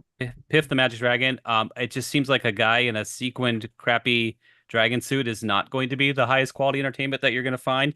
But I have enjoyed Piff's show. I've gone to see it twice. I enjoyed it way more than any of the celeb magicians and you that took I've your that kid. I've seen. And I took my kids the second time. Yeah. So I really liked Piff shows. Very engaging, very, very funny. So that is our best magic show. And then another category I came up with here was I call this category best Cirque-esque show, because I kind of lump in Awakening, because it's kind of like a Cirque show. I was thinking But that. Awakening is not the winner. And I struggled with this one because I thought, okay, what is the show I think most people will like versus what is the show that's going to give you the best Cirque-like experience? And those are different shows. I went with what is the show that's going to give you the best Cirque experience that's, like pure Cirque, and I went with O for that. I really think that O is an incredible show, and if you're bored, you got some time, and you've got Prime Video, there's a new documentary on Prime Video called Without a Net, and it is about O coming back from after the shutdowns. And it made me want to go see a show that I was kind of meh about. It made me want to go see it again. I would say more than once. I've only seen O one time. Oh, okay. Oh, yes, that's right. Oh, I never saw O. I'm sad about it. and if anyone was wondering, the show I would say that is the Cirque show that most people will like is Mad Apple at New York, New York. Really? Yeah, I just think it's because you're not full on, because Cirque's weird. Let's just Cirque is weird. Yeah. And so it's not full on Cirque. It mixes it up with some comedy and some singing and some other stuff. And so I think that Mad Apple is a little more on kind of got a little bit more of a universal appeal, more of a variety show. But I think if you want the full on best of the best Cirque experience, O is the way to go.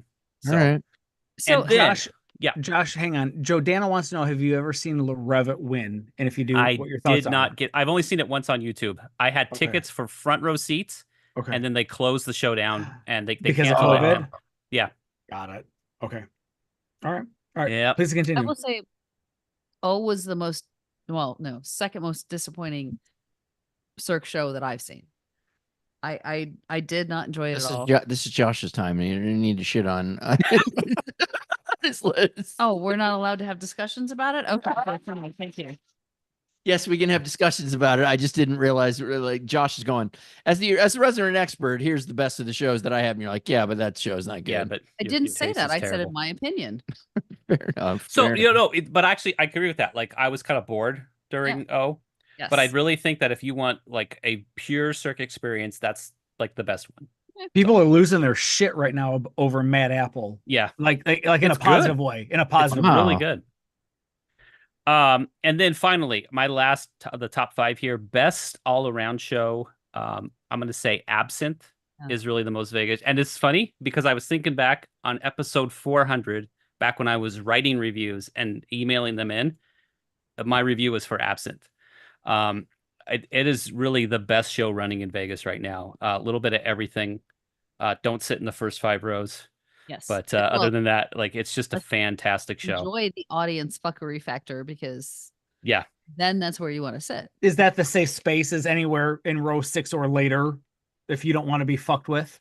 Yes. There's no bad seat in that theater. No. So go as far back as you want. Okay. You'll still be able to see everything, and you're not gonna get, well, you shouldn't get messed with. You never know with that group, right, Josh? Yeah. Like they may Yeah.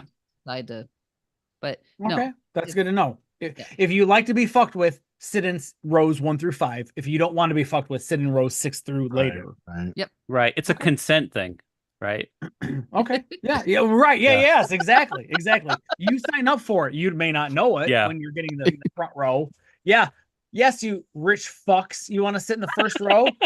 This is what's going to happen to So you. I will say the second time we saw it, we were pretty far back and they moved us up to like the second row. And I was Oh, so no. nervous. I was like, Oh, oh, fuck. no. And thankfully it was fine. But yeah, because I knew that, I was now in the zone. Yeah. I have no Right. context to any of that, so now I'm super curious as to what this is about, what it means. I think I What, remember us Absinthe? reporting. I think I remember us reporting, Mark. We reported when this was a brand new show. I Yeah, think I was when still Absinthe on the first show came back out. then. Yeah. But I have no idea what it's about at all. Zero Mm. context. It's a whatsoever. variety show. It's just Okay. a really high quality variety show. How Okay. about this though, for folks that have seen it? And Brian, this is, thank you for bringing that up, because SC is saying you'll risk getting wet if you're in the first few rows. It's the Plus killer getting messed whale. with. Okay. Yeah, he so, jumps and he splashes.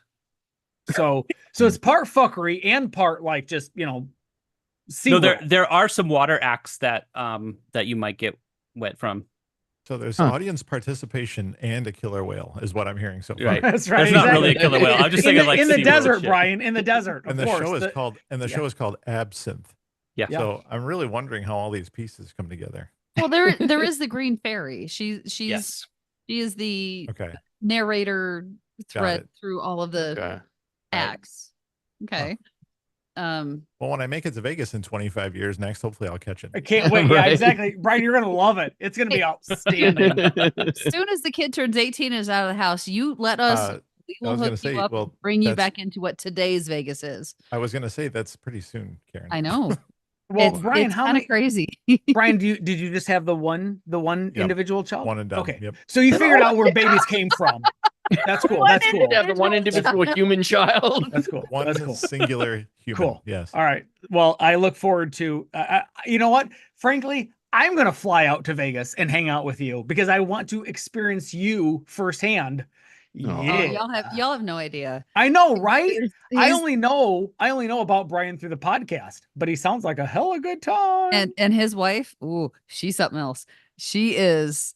Don't mess Will with. she put me in my place? Oh yes, she will. Yes. And not in a Good. way that you will like. No, man. Yeah, All right. All right. We Let's gave him move the on. right The to chat vote. is getting a little out of hand and a little naughty, so we should Let's probably move on for All right, Mark's we're top moving 5 on. books. So next up's going to be me. I'm going to do the top 5 books. Now, this is comprised of books that not only offer significant information about Las Vegas, but they read well. They have strong narratives, cohesive storytelling, as well as valuable information about some of the most significant events in the city's history and or the people that made it what it is today. Now, we have a list on Amazon of 20-some books that we recommend that you read, but this is the first time that we've been able to narrow it down to 5 with some honorable mentions. So of my list, I don't have them in a ranking. These are just of all the great books that I've read. These are the top 5 books that I would recommend that you read. The first one I've got listed is Grandissimo by David G. Schwartz. Absolutely. This book Yeah, is about Jay Sarno, the guy behind Caesar's Palace and Circus, and it is a fantastic narrative. It reads so well. I cannot recommend this book enough. Secondly, At the Sands, also by David G. Schwartz. Obviously, all about the Sands. It really recaps that era in a way better than I've ever read before. It's fantastic. The next book I want to talk about is Winner Takes All by Christy Binkley.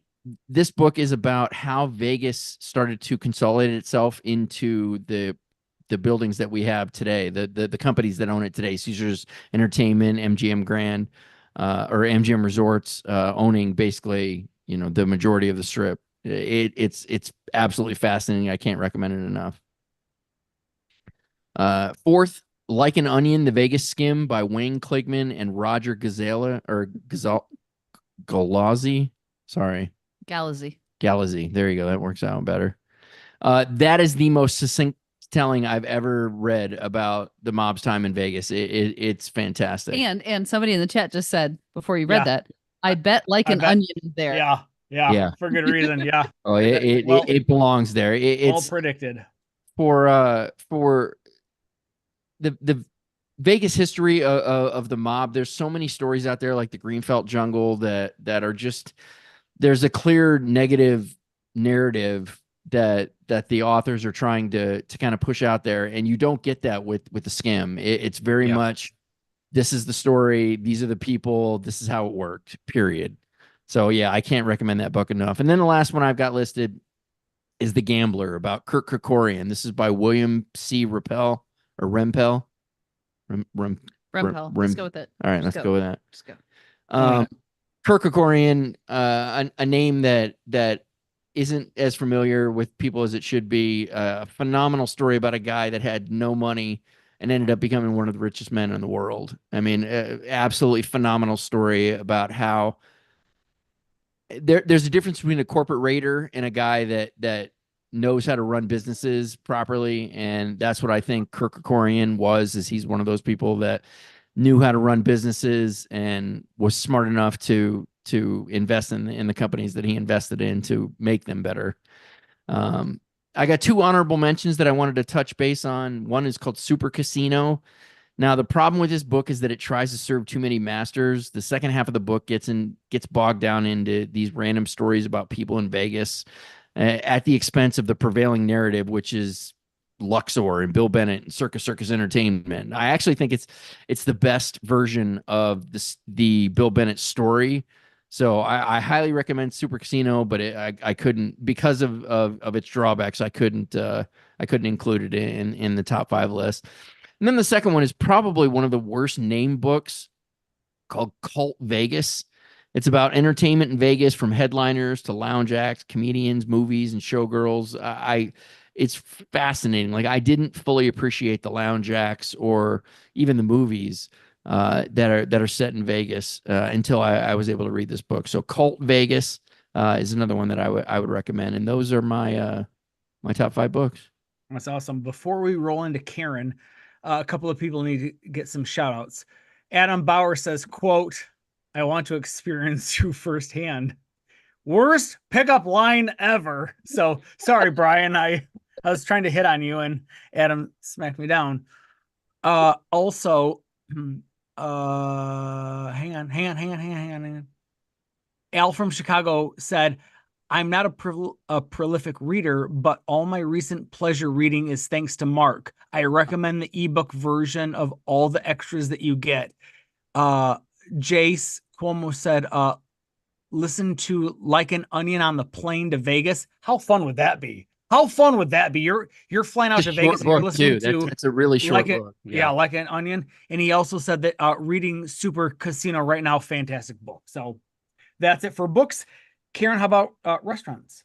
So I have to put a disclaimer out there that this was ridiculously difficult for me, and to only give 5 restaurant recommends. And Mark, again, so I sent him my 5, and then my she gave me a list of like mentions? 20 honorable mentions. It was 10. 10 honorable mentions. No, you I will clearly count didn't them. do the job that I asked you to do, which was is come up awesome. with the top 5 list. I gave you 5, and then you asked for honorable mentions. You didn't say how. Do I have to pull over and separate you two? No, the trick, Josh, is you just distract one of them with compliments and they love it. And then all of a sudden, oh, look over here. No. That's the secret to True. being the third podcast. Look at the monkey. Look at the Exactly. monkey. Brian knows. Brian gets it. No, Brian didn't have to deal with Mark and I together. Brian had, Mark all to himself. I only filled in when Brian couldn't be there. So, although we know Brian, he doesn't have the back and forth experience that y'all have. So That's true. That's true. Sorry, We're all Brian. filling you in now, so it's good. We're cool. We're cool. All right. So I had to pick 5 restaurants. So my top 5, number 1 is going to be Bizarre Meat. Duh. I don't think this is a Duh. surprise to anybody. Duh. And I don't go there for the steaks. I go there for everything else that he does. Go do a tasting. It's amazing. They have not, I will say this, because Mark says we never reported rumors, and we did, that they were going to close in August. Well, we're August 23rd and they haven't closed yet. I do believe they are moving. I don't know the timeline, but my second recommendation is Oscars downtown. I was really surprised by this Why? because Andiamo's is downtown. It is, but I think Oscars, the food there is just as good. It's That amazing. was on page 7 of the honorable mentions, Mark. We had to move that forward. If I can't have all of these other 19. Y'all are only dragging this out by interrupting me. It's fun. We're having a great time. Nobody interrupted Mark. He was just going through the books. People were like, yeah, okay, we're good. All right, no. I gave no time for anybody to interrupt. You didn't. You're like, I am done with he's already, you realize, guys, what, hour and a half. Maybe into this just and do he's your done. part and then Yeah, everybody's having a Um, good time. We're all having a We're great fun. time. Chill out. we'll have fun. Chill out. But no, Oscars, it's one of those like classic steakhouse experiences. Their wait staff is so knowledgeable, so good. The food is amazing. If you're gonna do a steak, if you have one steak to do, I would say go to Oscars. Yeah. We talked about this a little bit earlier. My other recommendation is EDO. I don't even know where EDO is. What is this? It's in the kind of Spring Valley, almost Chinatown kind of area. It's a very small restaurant. It only has maybe 30 seats at most. Tiny. Okay. But the food is, so you can do a tasting menu there, which is a 7-course tasting menu for $90. Okay. The That food seems is fair. the most beautiful. Like, I would rival it to anything I've seen on the strip. The plating, the presentation is fantastic, and the food is awesome. It is very seafood heavy. So if you're not necessarily maybe into some raw fish, that kind of stuff, but it's a delicious restaurant. And they're on my honorable mentions is Anima by EDO, which totally good. Fourth, Lotus of Siam. So this is was a Michelin starred restaurant, although it wasn't on the list, which is kind of funny. It wasn't on the strip, so maybe that's what it was. The Flamingo version, the original location is closed. The Flamingo version is there. It's Thai food. It's amazing. You have to go. You have to try it. I don't know what else to say about it. And then lastly on my recommend list was the Pepper Mill, which I think would surprise some people. Yeah. It surprised me. But here's the thing. When you're talking about food, I like food and experiences, right? Sure. Everything that I've listed before, the food is amazing. It's all this stuff. The Pepper Mill is its own little thing. It's like this time capsule of Vegas neon, kitschiness, all of this kind I'm of with you. stuff, which is an experience in and of itself. Is it the best food you're ever going to have? No. My recommendation would be to go for breakfast. Interesting that you didn't give it at least a honorable mention though. No. Why not make that your number 1 honorable mention? Because I think that there's something about it that is so Vegas. It's All right. again, it's that kitsch. It's that history that hasn't come up in any other place that I've mentioned or thought of or been to, that I think if you're going to go do a breakfast spot, you need to go do Pepper Mill. Fair enough. What about the barbecue at Ellis Island? I don't see that on anybody's list. When are we going to talk about that? So Sure, I'm it going to was- list off it was- my honorable it was- mentions, and I'm not It going was to shut down for a time, sure, but I think that for folks that have never been to Lotus of Siam, it is 100% worth taking a Uber Really? or a Lyft to go off strip because you're either staying downtown. My guess for the listeners of this podcast, because I'm one of them, you're either staying downtown or you're staying on the strip. I would 100% absolutely unequivocally. And Karen, if you had to tell them which specific Lotus of Siam should they go to, no, say it again. Flamingo. Then go to that one. So the original wonderful. location is closed. I would have said, because that was where you and I went, was the original location. And it's closed? There's been an issue with the landlord forever. It hasn't reopened. But that was where, because that one you walked into and it almost looked like a cafeteria style restaurant. Yeah. It was beautiful. But then the Flamingo Road location is newer and it's a beautiful spot. It's really well done. Go there. Do not go to the one in Red Rock. Okay. Because Yes, that's what I hear. Whole little legal saga thing. Don't go there. But no, Lotus of Siam is amazing. Okay, what do you got in your honorable mentions? I'm just gonna say them. I'm not even gonna explain them because again, Mark's Okay, you're not going to go through all 10 of them, right? Hold on. Haleo, Golden Steer, Morimoto, The Henry, Secret Pizza, Shang Noodle, Esther's, Toasted, Scarpetta, and Best Friend. All right. There you go. Good stuff. If something like that sounded good to you, and I like let me know. Chicago, reach out. I am happy to give you more information on any of these, but I could not, like, I'm lucky I got down to 5.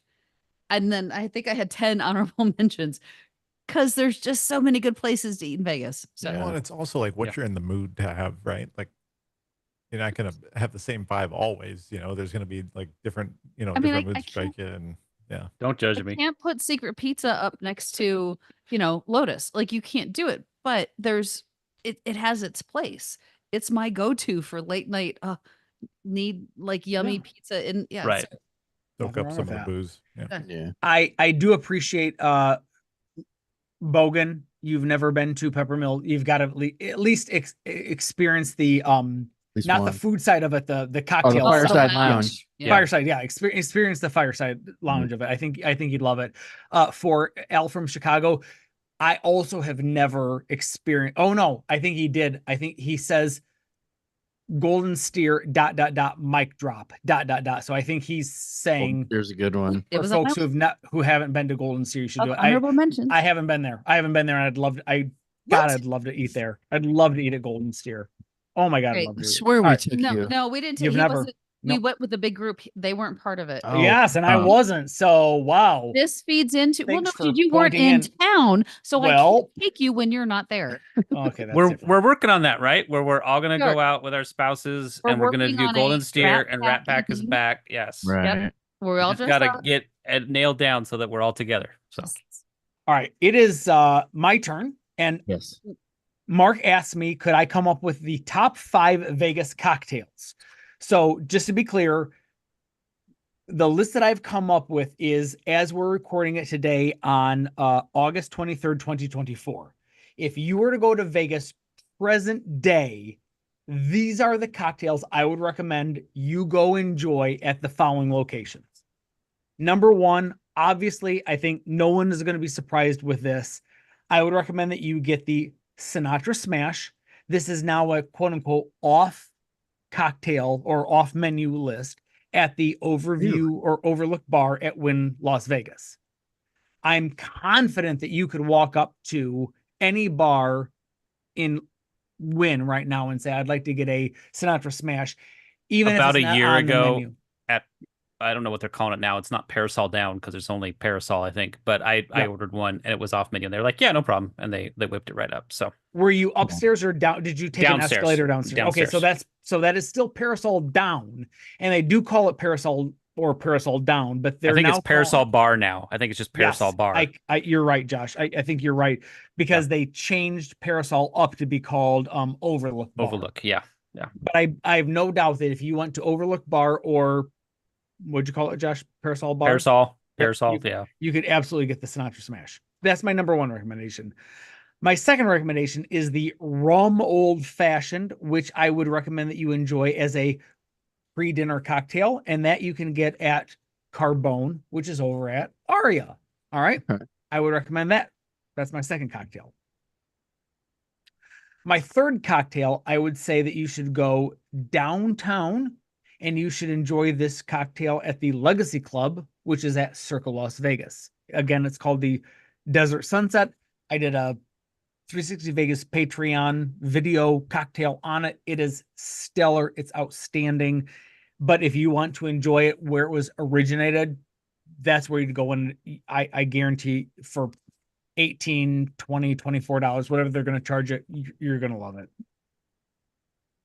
My fourth pick is the cocktail called Serpico. It's a stellar riff on a Manhattan at Giada's at the Cromwell. And for a little bit of worthless trivia, Serpico was apparently a movie that Giada's uncle directed. And so that's the tie-in. Yeah, that's the tie-in there for that particular drink. What's a stellar riff? What does that mean? It's a great riff. I think that is excellent. It's riffing on. We're gonna riff on the Manhattan, but it is so good. It is worth the with a capital S. So I didn't know if that was a beginning of a sentence. Mark gets me. Mark gets me. My fifth drink is quite controversial in this group, and it is the Verbena cocktail. I don't think it's controversial for anybody but one person. I think everybody else likes it.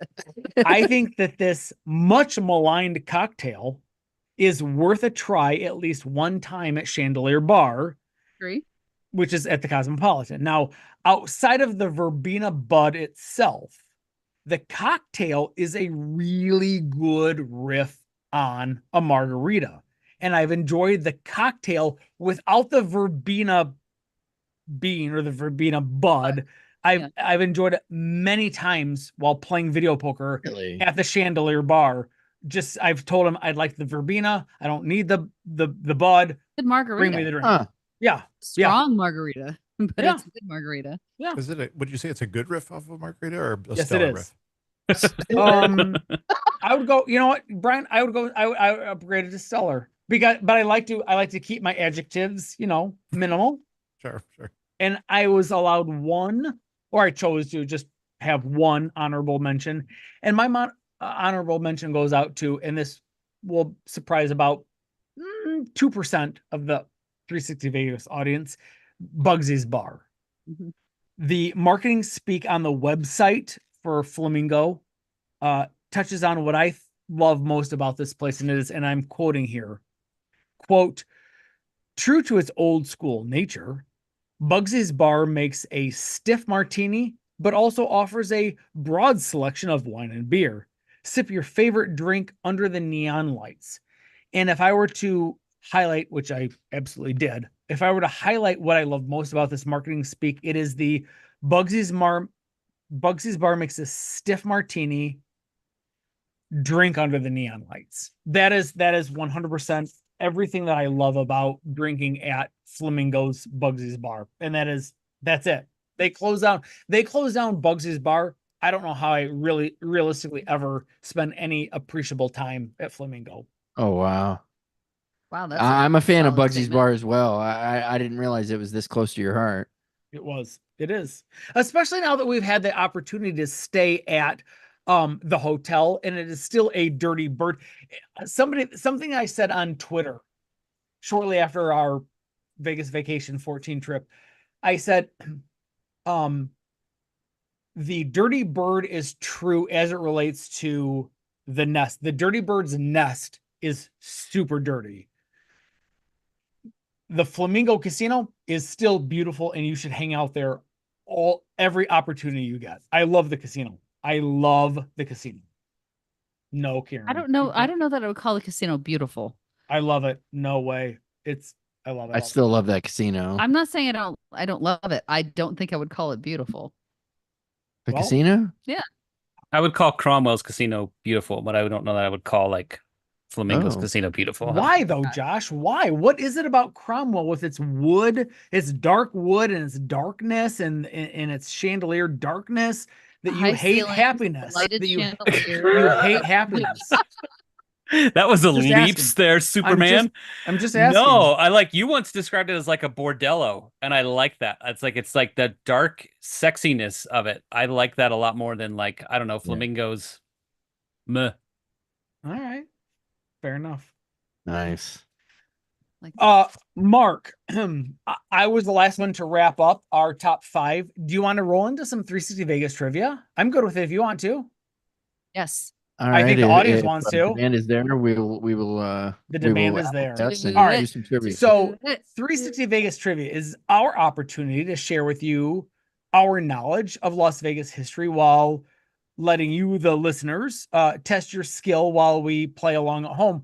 Brian, just here's how this works. If you know the answer, literally shout it out as fast as you can, because points count in this game, and we will shame you if you have the least number of points. So I'm ready.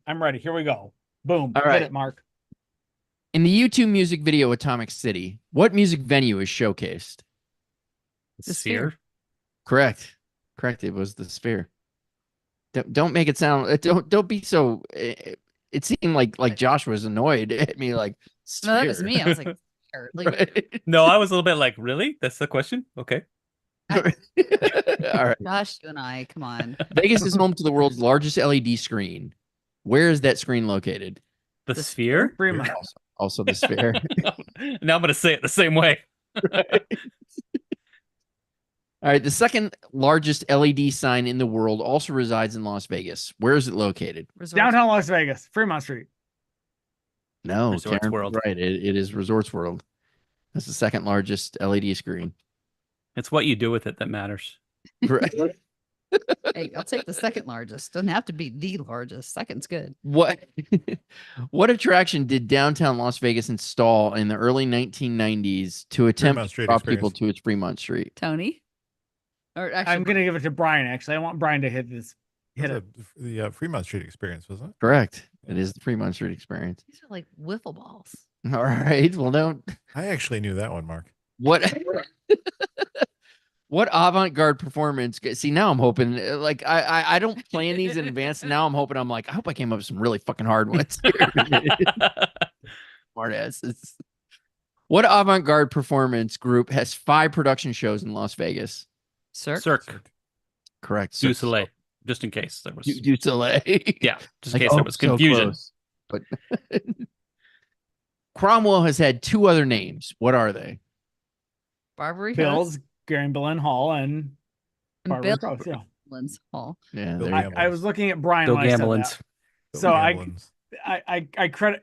I only said what Brian was thinking. In other words, you knew the answer, but like I'm trying to give Brian a shot here, right? I'm so excited that he's here. I'm going to do whatever I got to do to just encourage him to come back. What was the original slogan of the Sands?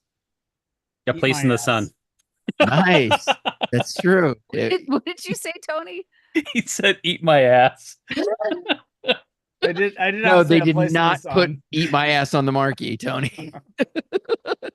Got it. All right, well, live and learn. Live and learn. Son.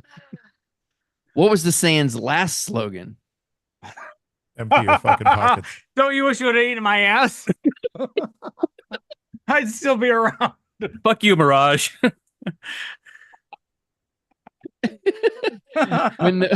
Where the fun never sets. Eh, Uh, Tony's Yeah. are better. Could be a good explanation to why it was our last. Right. Yeah, I was going to say, except it did. you had your chance. What casino did Vegas Vic advertise for? Pioneer Saloon. No, Yeah, Pioneer Saloon. Right? Pioneer Club. Pioneer Club. Pioneer Saloon's in Good Springs. It's okay. You disappoint me, Josh. Every day. We all Did know you that. come up We with know Pioneer, Tony? Did that. you have Obviously, any the idea? Pioneer Saloon is in wherever that Tony? place is. Right.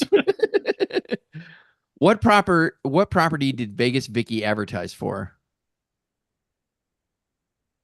Oh, now all the fucking sassiness Yeah. is Girls in Right. Glitter Gulch. We're all Right? super quiet now. Glitter Gulch, correct. It's Glitter Gulch.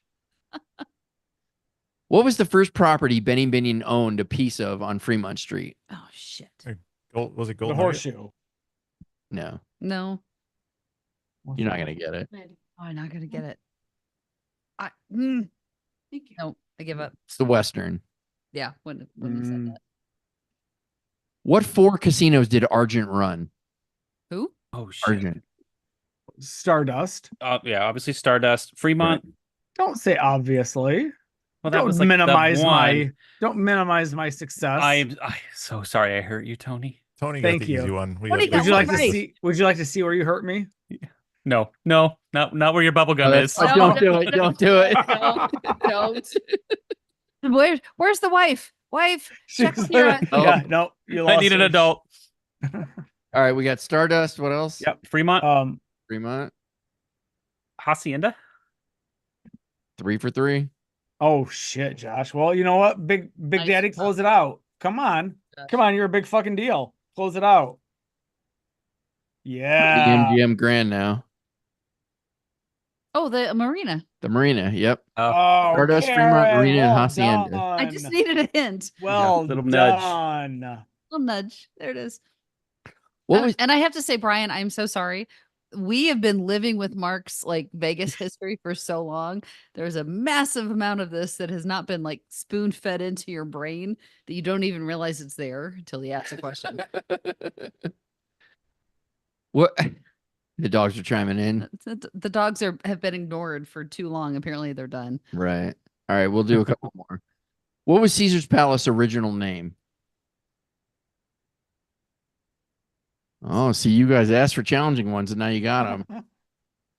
Palace de Caesar. Oh my gosh. Palace de Caesar. He had a chain, and it was the Come on, Josh. It's there. This is from Grandissimo, isn't it? yeah. If I would have You reread should have studied Grandissimo, because yeah. it's test day. We knew there was a test. Come on. I can't think of the name of his chain. Call it. Desert Cabana. Yeah, the cabana was his chain. The cabana were the Yeah. chains. Yep. Yeah. My Nice, Palace well de done. Caesar. Yeah. All right. This isn't going to sound like it's Vegas related, but it is related. What is Andre Agassi's middle name? Oh shit. Kirk. Movestro Vegas. No. Well, no, he has a tennis training facility here. It's Josh got it. It's Kirk after Kirk Kerkorian. Really? Yeah. Way to go, Josh. His dad was Kirk's tennis instructor. Yep. Caesary. All right, one more. Caesaric McPalaface. Let's do God one damn. more. Todd Gaddis, you asshole. Stop distracting me. Stop distracting me. All right, one more. Who helped Steve Wynn finance the building of the Mirage?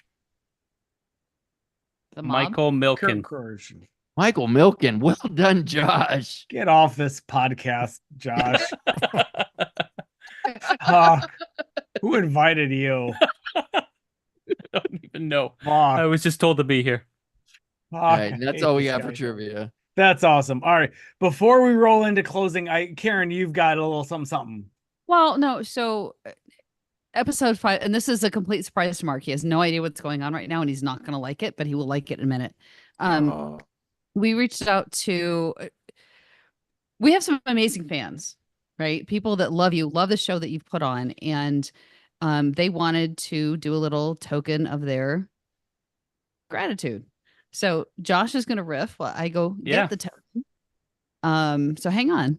So I'll start out with it. So I kind of had a thought one day, and I texted it to Karen, and then Karen and I texted it to Tony, and we all thought, hey, this is a good idea. And we reached out to the listeners to say, hey, do you want to help us with this idea? And speaking as a listener, the listeners of this show are pretty awesome. And I know because I'm awesome.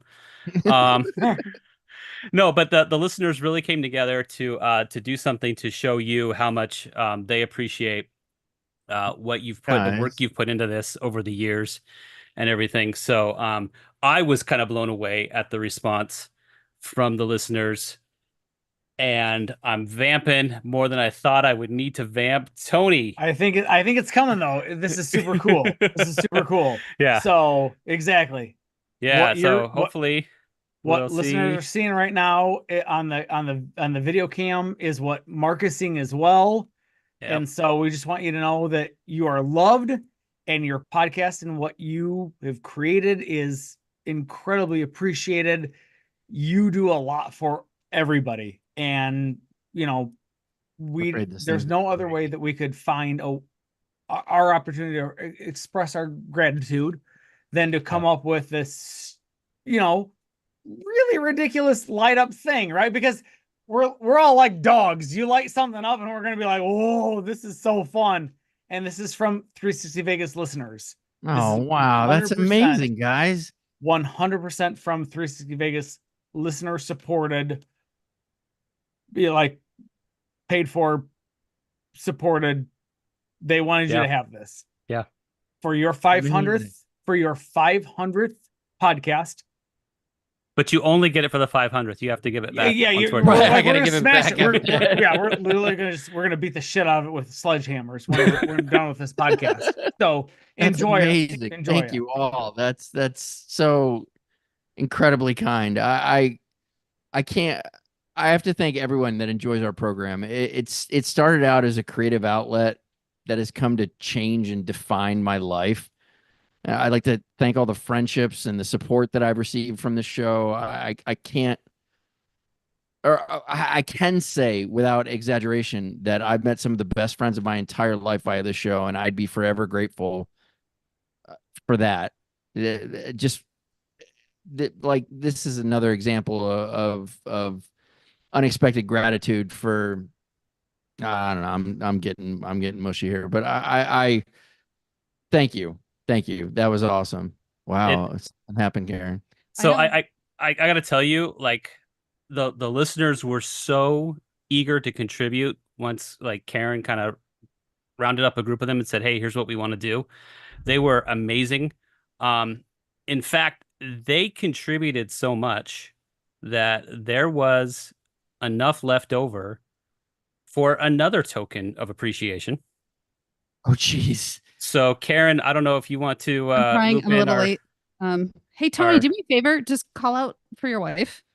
Yes, I can text her right now. Oh, no, call her. Just say. Just holler. Hey, call her. Well, should I mute my? I'm gonna mute no, my. No. Don't mute anything. Just say hey. He muted it anyways. Oh, I got logged off. Yeah, I had a feeling Where'd you you go? did something. All right, so I called her. I've called her. Oh, I see my dog.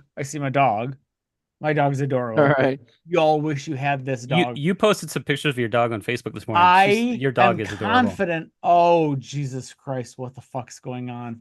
What is this? What the fuck is this? It plugs in. Take that. It plugs in. Yep. All right, hold on. Take this. I'm taking. No, take this. Oh, I take this. Yep. Okay. There's a plug in there. I can't Okay. figure out how to get back on. And then what? Plug it in. We'll just plug it in, and then it plugs right here. No, don't. Don't drop that. Jesus. I don't know what's happening right now. Plug it. Sorry, everyone. It's done. Wait, hold on, hang on. Yeah, amazing. plug it Can into a plug, babe. We'll take that. Yes. Oh, look at this.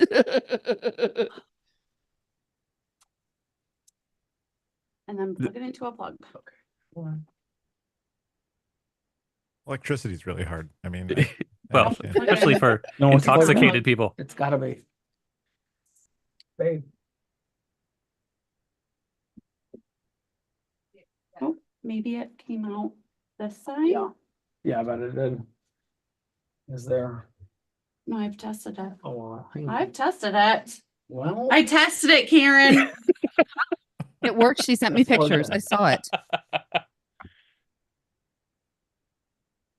And again, I don't trying to get this and then losing the connection, everything else. There. I mean, it keeps like flickering. It'll get fixed. Maybe every time I moved Yeah, it downstairs. there's a warranty if oh, there's an hey, issue. what's in your little package? Is it the remote? It's Where's what your- you do hey, with it. Do you have there's a, are you sitting on battery? it? No, there's a remote control. Sit right there. Over here. this just keeps So getting hit- better and better. Oh, shit. There we Wait, go. we can actually turn it down. We can turn it down 50%. Yeah, they We have can turn it down remotes. 25%. Yeah, remotes. And with timers. There you go. What is happening right now? So Yeah. again, I Wow. think Josh mentioned so here's the thing. Karen This is like the this? fun and the stressful part about this whole deal. Yeah. Yeah. that Josh, Tony, and I came up with the idea to That's get at 25%, and that is Okay. and Hey, then what are they hang on, saying? hang on. I'm gonna unplug so Jen Yeah, can that's hear fine. this.